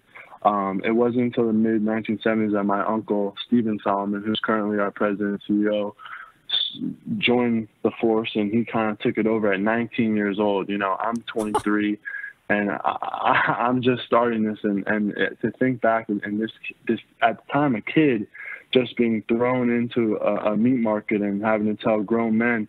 And at that time, I only hear stories, but what went on back then in the meat markets was just absolute savagery. And so from then, we really transitioned into, besides poultry, beef, of course, pork, obviously poultry, and provisions. And so that's kind of where we are at this point. We're the oldest wholesalers of poultry in Brooklyn, but we're also one of the oldest wholesalers in general in Brooklyn. So one of our oldest accounts, just to kind of talk about some of the accounts we have, is Junior's Famous Restaurant. I mean, we've had that before you and I were born combined. And in addition, we had Peter Luger's, and we were selling them chicken. And so, people always say, oh, what's your most famous restaurant you work with? And obviously, first thing I say is Peter Luger's. But it's just funny to think that it all started with some chicken, but now, we provide them with their fresh hanging short loins. And, they're one of our best accounts, and I'm very proudly to say that we work with them. So when you were providing poultry for that long, was the addition to the product's portfolio out of necessity, or did you just want to get into more of the segments to sell within? I think it was a little bit of both. And I think that at the time, obviously, I wasn't there, but I think that they realized that, hey, the more things you can add on a truck, the better. And that motto still holds principle for us right now. We're always trying to transition into doing more, adding more things on a truck. What else can I provide to the customer? Because at the end of the day, back then they had their chicken guy, their pork guy, their cheese guy, their oil guy. But you know how it is now. the less calls we can make, the better. So I think that's really what my grandfather and my uncle realized was the more stuff that we can provide to our customers, the more business we can get. And obviously that model has stuck with many companies, and you see broadliners such as Cisco, PFG, U.S. Foods, and ultimately, we pride ourselves on our beef, but we really see ourselves going in that direction. And, I think that's the direction a lot of these companies are going to. Grant Siegel joining me here on the show, the director of sales for King Solomon Foods in Brooklyn, New York. Grant, have you always been in the family business? I mean, you're 23 years old, so, I mean, I'm, no smart guy, but, I mean, if you went to college, you're probably just fresh out of college anyway, so maybe you don't have a lot of professional experience around you other than maybe dealing with the family business. So did you venture out at all, or were you always interested in sticking with that? Yeah, so I was born and raised in Miami, Florida, and I had always known about my family business down in Brooklyn, but I really didn't understand what was going on. And I had an idea that these guys worked really hard. They woke up really early, but it wasn't until I was 15 years old that I went to work for 3 days. And those were the 3 toughest days of my childhood. Waking up 1:30 in the morning, getting in the car with my cousin, putting the jacket on, driving down to Brooklyn from Long Island, and, just being a lugger, getting all the boxes, putting them on the hand truck, pushing. I mean, I had never done anything like that. So, but after that, the next 10 years, I had no interaction with food service, meat whatsoever. And it wasn't until I went to college where I went to school in Colgate University, upstate New York, went on a football scholarship, played right tackle. And it wasn't until I met made some good friends and acquaintances who lived in New York City where they're like, oh, wait, you work with Peter Lou? And so people started thinking it was cool. And I was just like, I had never thought it was cool. I had never thought much about it. And so once I kind of started understanding that, hey, this is something kind of cool and it's in my blood, I really wanted to look further. And after football, I realized that I wasn't pursuing it at a professional level. And many of my friends were looking at areas such as finance, insurance. And I realized, that wasn't for me. And I had an opportunity here to be a focal point in a family business. And the town of Hamilton, which Colgate is a very small town. Colgate itself only has 3,000 students in the town itself, maybe, 5,000. But there was a lovely hotel and a lovely country club, and I said, I'm going to sell those 2 locations to kind of see if I can do this, because obviously New York City was a whole different ballgame. Sure. But I said to myself, if I can sell, 2 nice establishments without knowing anything about product, and let's just test my ability as a salesman. So, with help from my family members, and I set meetings up, and with the GMs of the hotel and the country club, and next thing I know, I'm selling to these 2 locations on my campus, and it just was kind of a whirlwind. And after that, I moved to New York, which I currently live, and just started working for the family business. But the first couple of months wasn't me just running on the streets of New York City and selling to these high-class establishments, because at the end of the day, I have the fact that I'm young, which in this industry is a disadvantage. Sure. In some aspects, because at the end of the day, a chef is giving me the keys to their livelihood. If I don't provide for them, then they're not going to be able to provide to their clients, and thus the restaurant is going to go down. So I take a lot of pride in knowing that, someone's livelihood, their family, the way they feed their kids is on my shoulders. So before I said I can go out and sell, I had to learn the product. I had to learn what I was going to talk about. My offensive line coach in college, are we allowed to curse on the show or no? Yeah, it's internet, so you can say whatever the fuck you want. Okay. My coach in college used to always look at the players when they had a holding or a penalty, and they tried to make an excuse. He'd look them in the eye and say, "You can't bullshit a bullshitter." And I realized I wasn't going to bullshit these chefs. Being young, they would see right through me. So for the first 3 or 4 months, 5 days a week, getting on the N train at 14th Street, 2 in the morning, going down to Brooklyn, and just standing in the cut shop for 10 to 12 hours and just watching every different portion being cut. our facility in Brooklyn, in the Brooklyn Wholesale Meat Market, is a 25,000 square foot facility. You know, we have so many different products from pork, chicken, beef, any brand you could really think of. And I'll get into this a little bit later, but what gives me the ability to go up against a lot of people who have a brand name issue like a La Frida, like a Driscoll, like a De Braga, is that, you know, we're buying directly from the source. So a lot of their secondhand, third hand, we're buying direct, which enables me to offer my clients cost-efficient rates. But going back to our facility, we have a very large facility with, you know, you walk in and it's like the old meat plants, like Rocky. There's just hanging meat everywhere. And I'll get into that as well. But we have the hanging meat, and then you have the cut shop, and you have your freezers, and you have your dry age room. And so for a kid walking in the first time, I mean, it's a little overwhelming. But, you know, we had a gentleman at the time who was using me through things and showing me, you know, different cuts of beef, pork, and I mean, I didn't know what an airline breast piece of chicken was. You know, I didn't know a lot of things, and I still don't know a lot of things. I mean, I didn't have the, I'm not going to say it's a luxury, but I didn't have, you know, I wasn't Pat LaFrida sweeping my grandfather's butcher shop at 10 years old, you know. I didn't have that. And, you know, it really helped them, and I see why, you know, he propelled. And, you know, Pat, I have the utmost praise for that guy. Everything he's done, I try to emulate. I mean, his book is on my coffee table as we speak. But so I really had to learn the product. And so after a couple months, 4 or 5 months, that's when I ventured out into the city.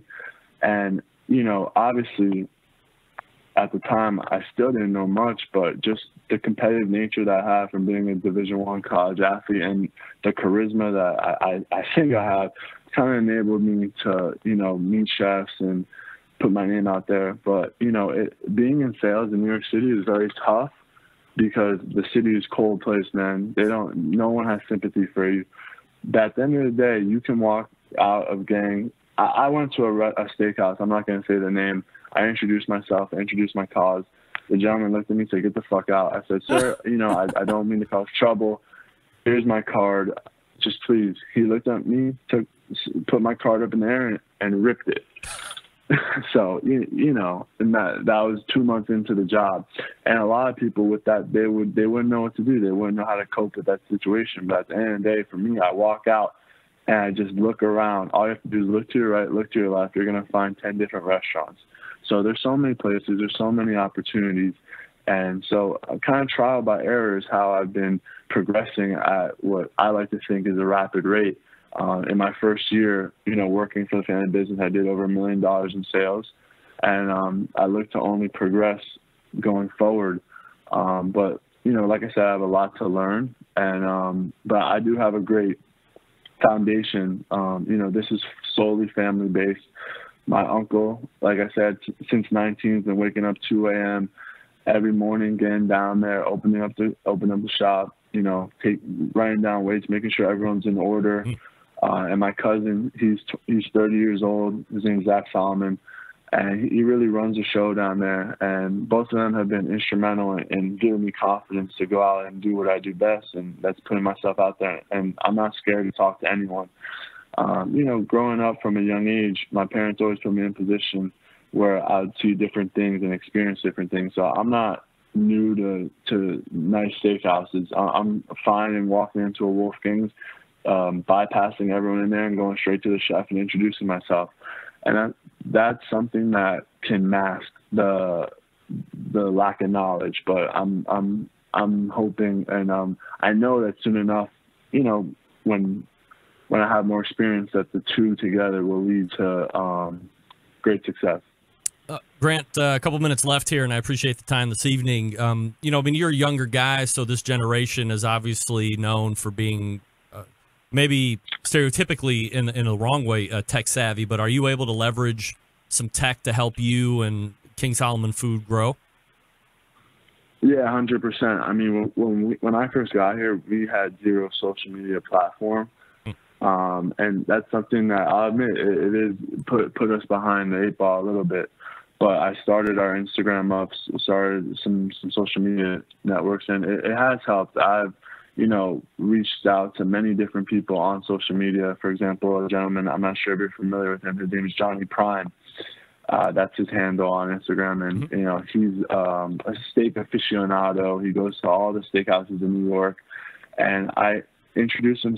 It's very similar to the way I introduced myself to you, and I just say, hey, look, I have a cool story, I have a cool facility, I'd love for you to come. And he wrote a whole 1,000-word article about me and my company, and that's something I send to every person I write an email to or I want to work with. I always reference that article.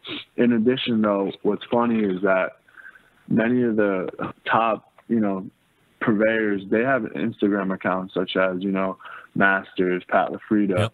And I'm not sure who's running these accounts, but, they tag all of the restaurants that they're working with. So when I first started, I'm like, all right, how am I going to figure out where my competition is? All I had to do was look at Instagram, and they told me.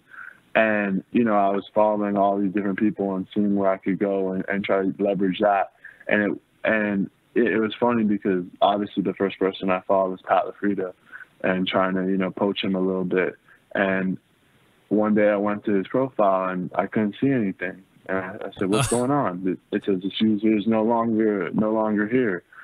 And I said to myself, did I just get blocked by Pat LaFrida on my personal Instagram? Blocked.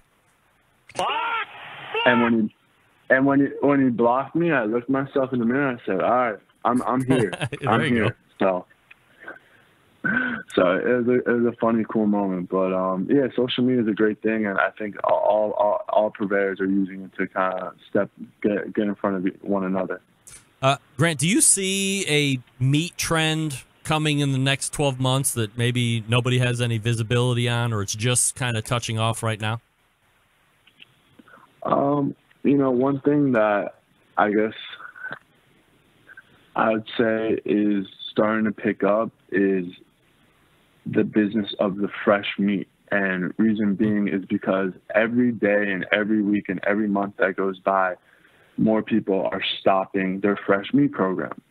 And we're one of the few purveyors that still offer fresh, prime, short loins, strip loins, whatever you name it. So I think that the more time goes by, the more distributors are canceling or shutting down their fresh meat programs.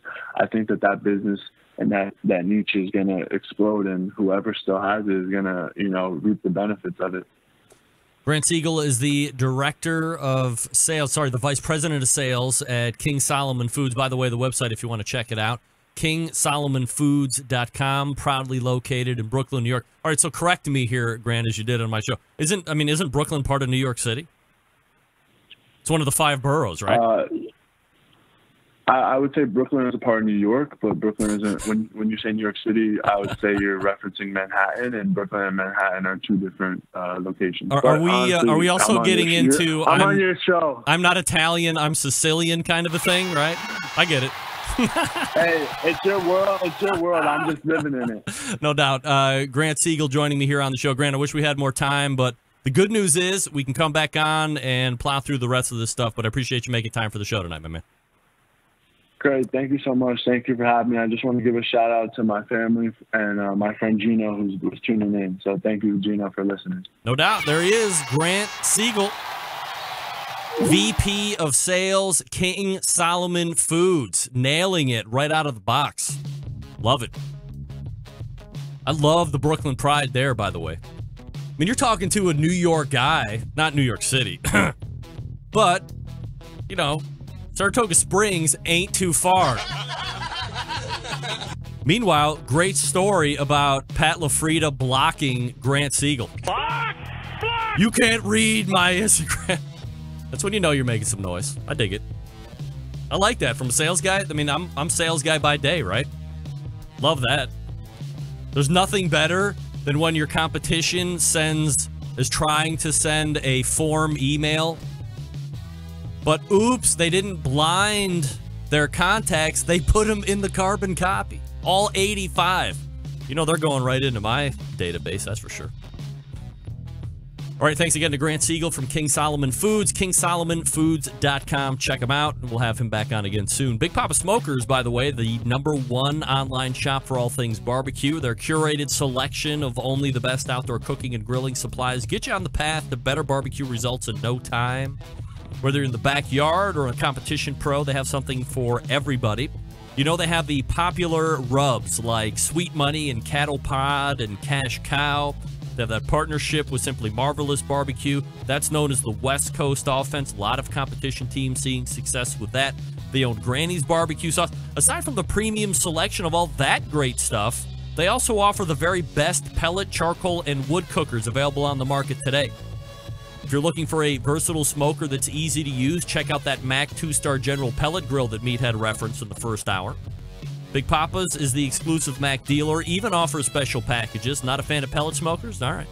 Check out the Old Hickory Ace BP, the only charcoal smoker that Big Papa trusts on a competition trailer. Then you have that M Grill that a lot of the backyard enthusiasts are using. A lot of those people using them at the steak cook-off this past weekend. Not sure what grill you need? How about this? Call 877-828-0727 and ask all your questions. Or shop their selection online, bigpapasmokers.com. That's BIGPOPPA smokers.com. Your 2018 SCA World Champion, Terry Rowan, out of the break. Stick around, be right back.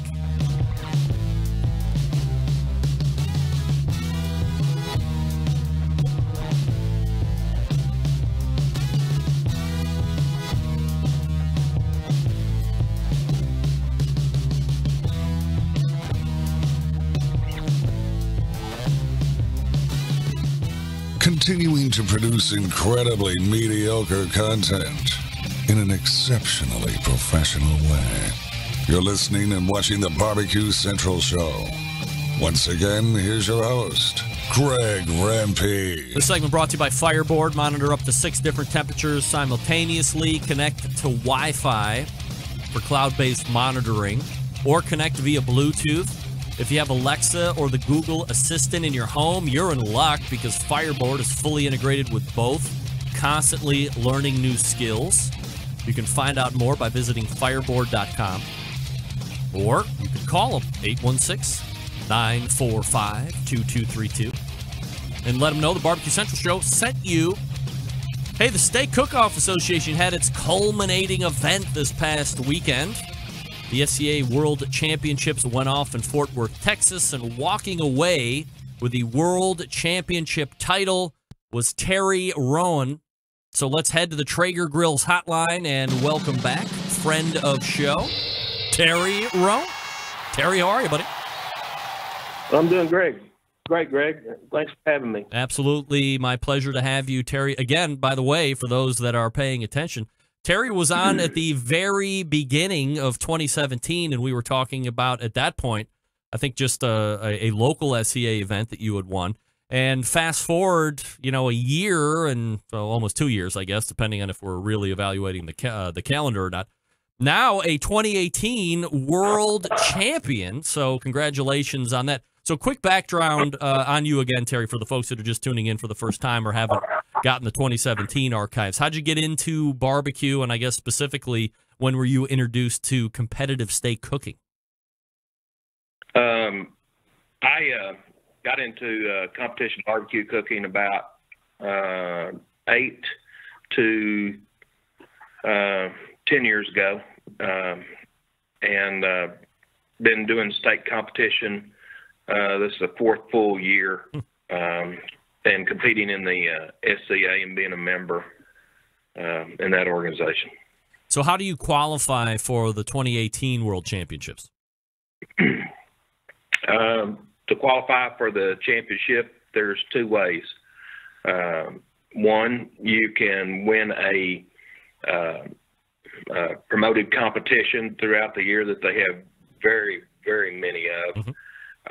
You win that you get your golden ticket to the World Championship, or you can get to the World Championship on an at-large bid. So throughout the year, if you've accumulated, they'll take the top 10 in points of individuals that have not actually won a particular competition. So did you qualify? Did you get the golden ticket by winning an event, or did you get the golden ticket through the points? Yes, we got the golden ticket by winning an event in Perry, Oklahoma. That was our first.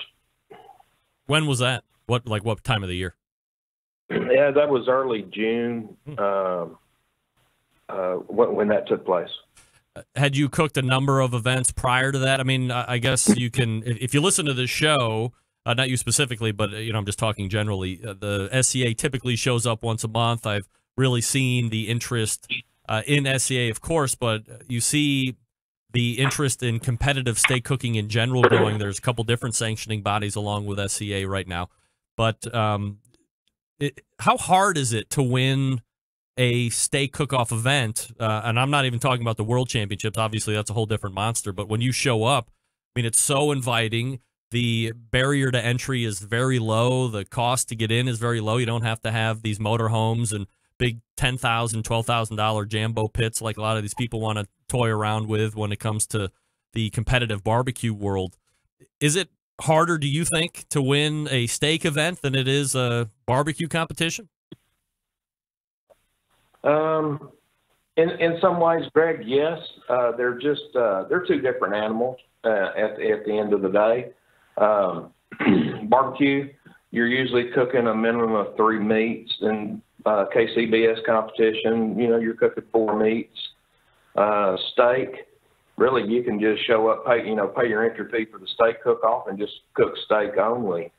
There was a young man this year for the 2018 season that not only did he win the points chase in steak, the SCA started another category with a points chase, and that was all the ancillary categories, whether it be appetizers, 1-bite challenge, hot dog, grilled cheese, anything with a jalapeno, etc. He won the points chase for that. And that man's name's Chuck Edwards, and I would really like to call him out and congratulate him on a huge feat. I mean, the young man cooked 46 comps this year, and I think about 43 of those he was doing appetizers as well. So, yes, he can make it as challenging as you would like for it to be. Terry Rowan joining me here on the show. I guess for the folks that aren't familiar with the World Championships themselves, this isn't just like a normal one-off, one-day event. This is a whole 2-day process where you have to qualify to get into the finals, correct? That is correct. All right, so how do you wind up day one in order to get into the final day?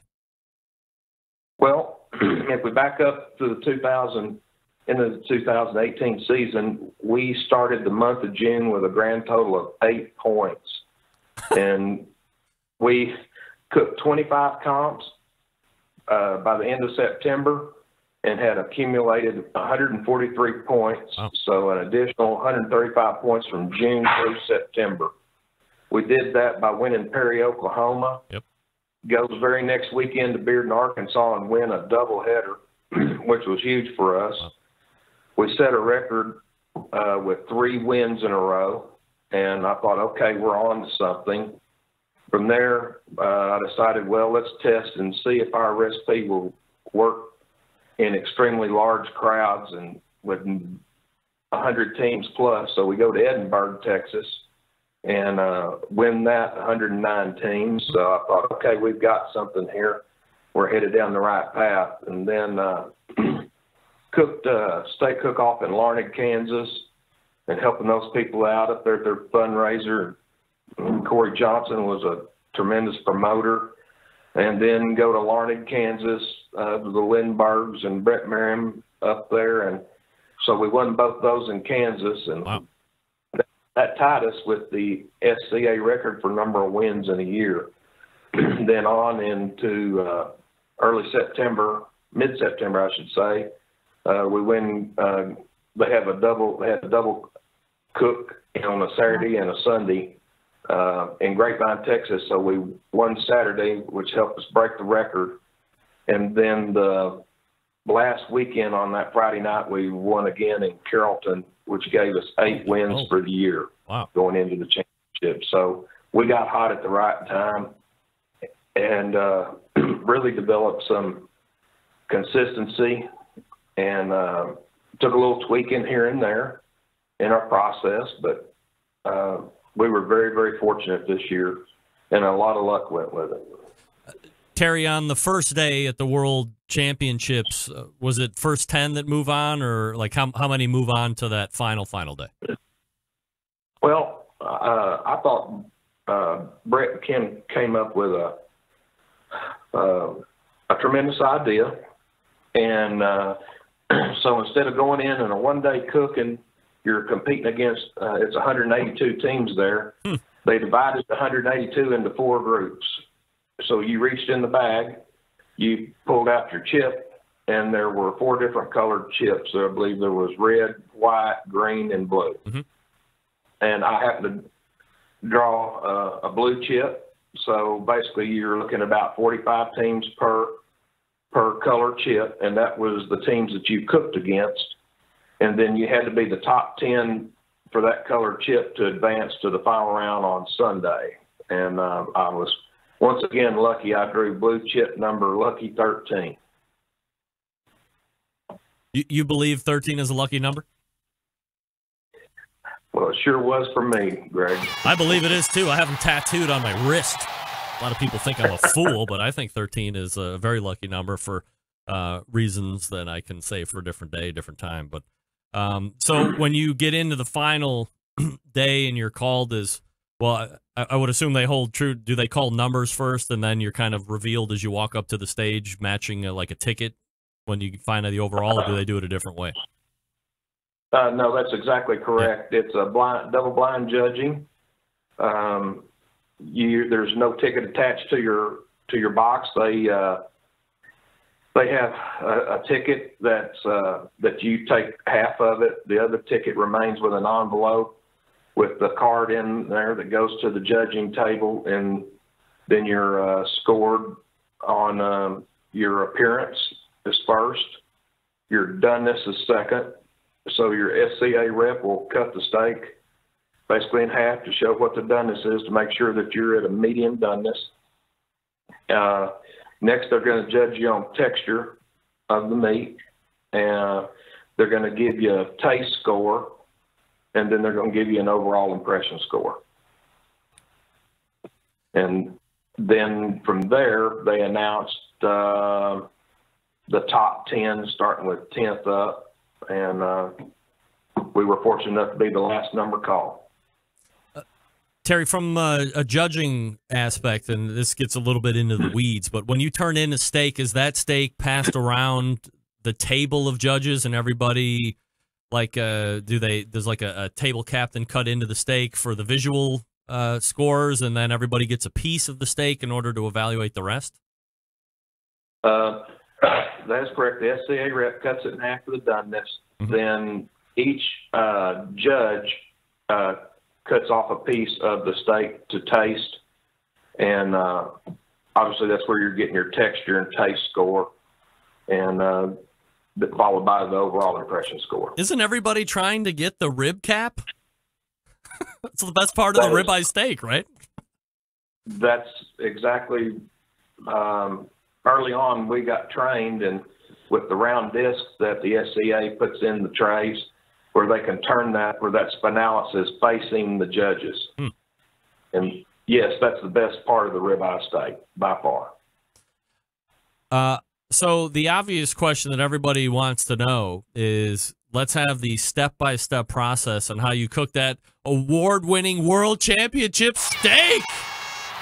Because I want to replicate that thing in my backyard this weekend as best I can. Well, I think on your show just a little earlier, you were talking about grills. Yep. I mean, there's several grills on the market, and I think to be successful in the steak cooking competition world, you have to start, regardless of the brand of grill you have, is grill grades. Brad Barrett has made an awesome product and sells it, and it's available to even your backyard homeowners to use on gas grills, whatever they decide to do. We happen to use a PK grill because we think it's the far superior grill on the market today. Terry, are you using the PK original or the 360?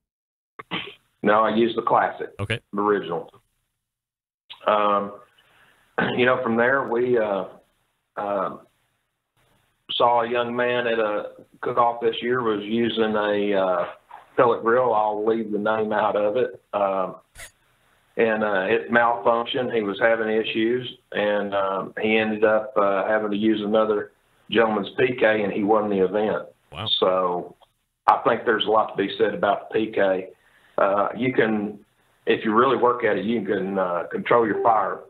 A PK grill, any grill as far as that goes, is no different than a Jambo smoker or any of those big brands. It's all about fire management, heat management, knowing when to start your fire, knowing when you put those grates on, when it's going to be at the correct temp, etc. And also, it's learning your grill and knowing that when you want to try to get that medium doneness and you're at 117, 118 degrees, you can't just shut that lid and walk away from it, because if you really learn that grill, you'll know that can come up 15 degrees in mere seconds. Yeah.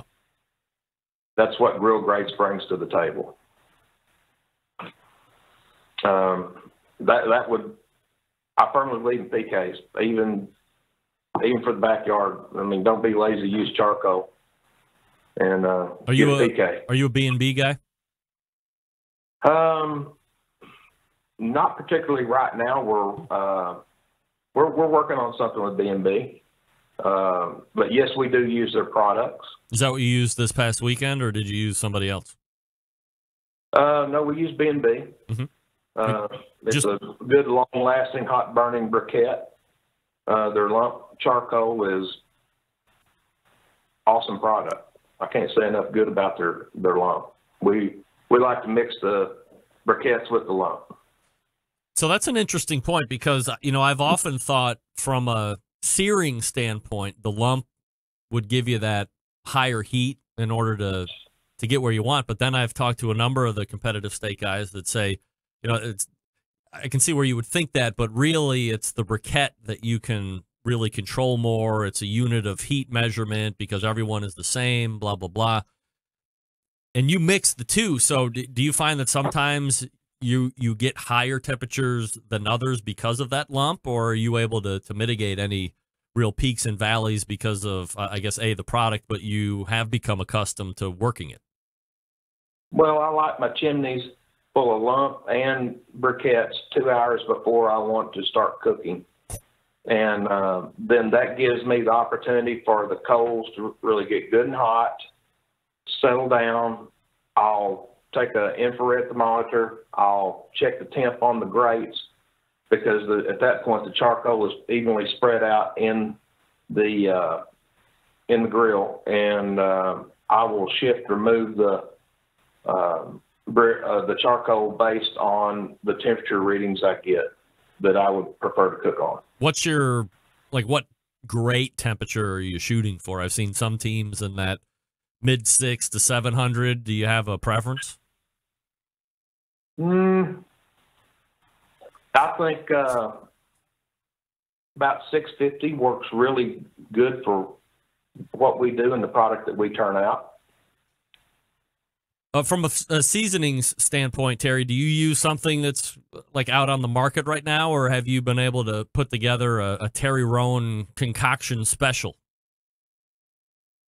Well, we have a concoction special. Primarily what we use is barbecue extreme Texas dust and Texas Rib Ranger steak seasoning, and we use a blend of those in our recipe. What's your target temp to pull off at? I mean, if you're shooting for a medium, and then I would assume you're accounting for some type of carryover percentage, maybe 5 degrees or so. So, are you ripping off at 135 or so to get to that 140 range, or are you a little higher or lower than that? About 135. Yeah. And then what about a finishing sheen, or do you put a pat of butter on it, or is it? mean, it seems like the more this sport grows, the more intricate things become, just like it was with competition barbecue, although it seems to have ramped up a little bit quicker in the Steak Cook-Off Association or the competitive steak cooking world. So do you have like a clarified butter thing that you brush on just for like a glisten or to make that meat lay down a little bit? What's your end process? Yes, we use a butter that is a clarified stuff. And from there, yes, we use just straight butter for a ship. Is this the biggest SCA event that you have won to date? I don't think you have any other world titles up your sleeve here, but I would imagine from a competitive steak standpoint, this is kind of the high water mark at the current time. Yes, sir. I would say it's a memory of a lifetime. It's a lifetime accomplishment. A lot of friends, supporters, and there's a lot of people that helped me get to where I am in the cooking world today. And you know, I still do barbecue competitions as well. Seeing how you were trending, as you had mentioned, you had started out at 8 points, middle of the year. You end up winning 8 events. You take down the 2018 World Championship title. That seems to be the icing on the cake for. So, by the way, if I'm mistaken, please correct me, but I believe you amassed the highest total points on that second day of cooking as well when you earned that World Championship. Yes, sir. That was kind of a weird deal that happened on Sunday. Of course, the final 40, you draw a chip that's numbered, and that's the order in which you pick out your steaks. And you go through one round, and then they do what they call a reverse snake, and so number 40 picks first on the second round. And I happened to find this one particular steak that I really loved and couldn't believe that I missed it on the first round. And believe it or not, our second pick steak is what we ended up using, and man, the cut of meat was, for both steaks, was just awesome, melt in your mouth, and it really did us right on that end. It was just a picture perfect steak. Couldn't ask for anything better, and the meat, that cut of meat, cooperated with our cooking style very well. So Terry, that's how it all went down. Do you have any sponsors that you want to mention? Well, yes, Lone Star Beer is my primary sponsor. My other 2 sponsors that we have today are Barbecue Extreme and Texas Rib Rangers. And without the 3 of them support, we could not have traveled and competed in 25 steak cook-offs in the regular season and do what we love and enjoy. We're looking to maybe get us a grill sponsor for this coming year and go from there. Last question, Terry, and I appreciate the time tonight. Were you surprised that Johnny Joseph made an announcement that he was going to be retiring from competitive steak? Yeah, yes, I was. To answer your question, I think Johnny likes cooking steak and competing too much, so we'll see what Johnny, what the future brings for him. Where are you going to be competing at next?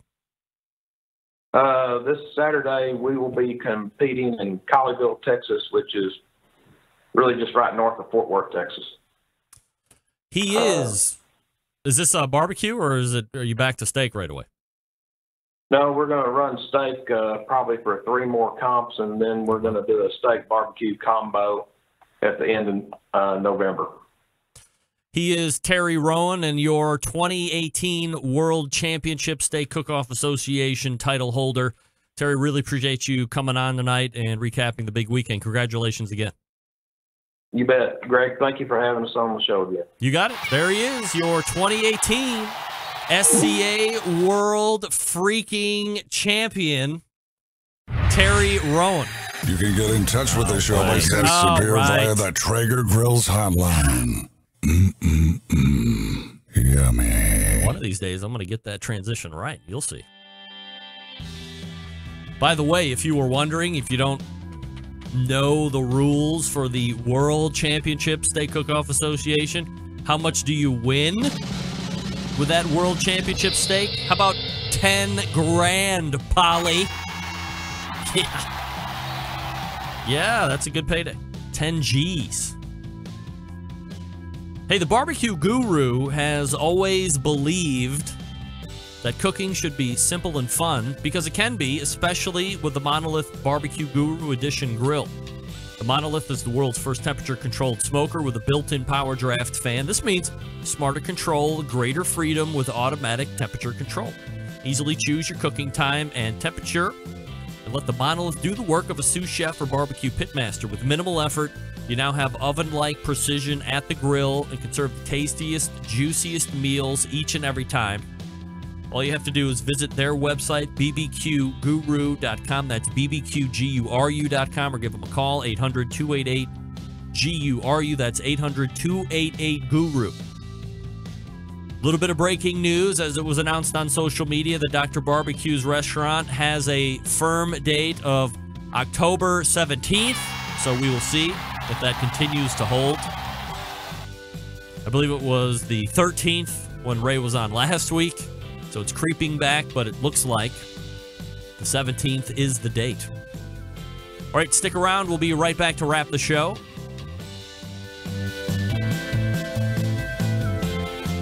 This is Bobby. And this is Jennifer. And we're from Cleveland, Ohio. And you are listening to the Barbecue Central Show. Whole packers, full racks, legs and thighs, injecting butts. If you've never heard this before, you might think you found the best XXX show ever. Let's get back to the most homoerotic host out there today, Greg Rempe. And welcome back. Thanks again to Terry Rowan, your 2018 SCA World Champion, 10 grand the richer. Congratulations, Terry. My man won 8 Steak Cook-Off Association events this year. 8. And highest score ever on his championship steak, his world championship steak. Congratulations. That man can cook a steak now. And I think I pieced it out of him. So try and cook his steak at home on your grill this weekend and see how we're... Hey, I'll give you what I do. Now you have to replicate it, right? That's the old standby that you hear from barbecue competition pitmasters. John Dawson weighing in on an email. Subject line, Solomon dude. 3 words, egotistical, desperate, wannabe. John, damn, dude. Brutality coming in from Boise. I don't know. I thought he was pretty aggressive. You know, in the world of sales, you walk the fine line. So you can come off one way or the other, depending on who's listening and how they're made up, this, that. You know, being a sales guy by profession, I appreciate the fact that he was kind of figuring out ways to grab customers. You might not like that. John obviously thought he was egotistical, desperate, and a wannabe. I don't know about that. All right, let's go ahead and wrap it up. All the way back in the first hour, we talked with Meathead from AmazingRibs.com, and we talked intently and in-depthly about pizza. Crusts and recipes for crusts, Neapolitan crusts, toppings, cooking implements, temperatures, woods to use. It's a negative on the uni pellet, but he loved the uni gas. So go back and get that first hour in case you missed it. Then in the second hour, Grant Siegel, SolomonFoods.com, talking about his background in the business, how he got in. Young guy, 23. I mean, come on. And I can't believe it. I'm 20 years older than that. Oh, my God. Closing out the show, Terry Rowan, your 2018 SCA World Champion. 10 grand for that steak. Highest point total in an event. Won 8 events. Highest number of wins in a season. There you go. There's your show. Hope you liked it.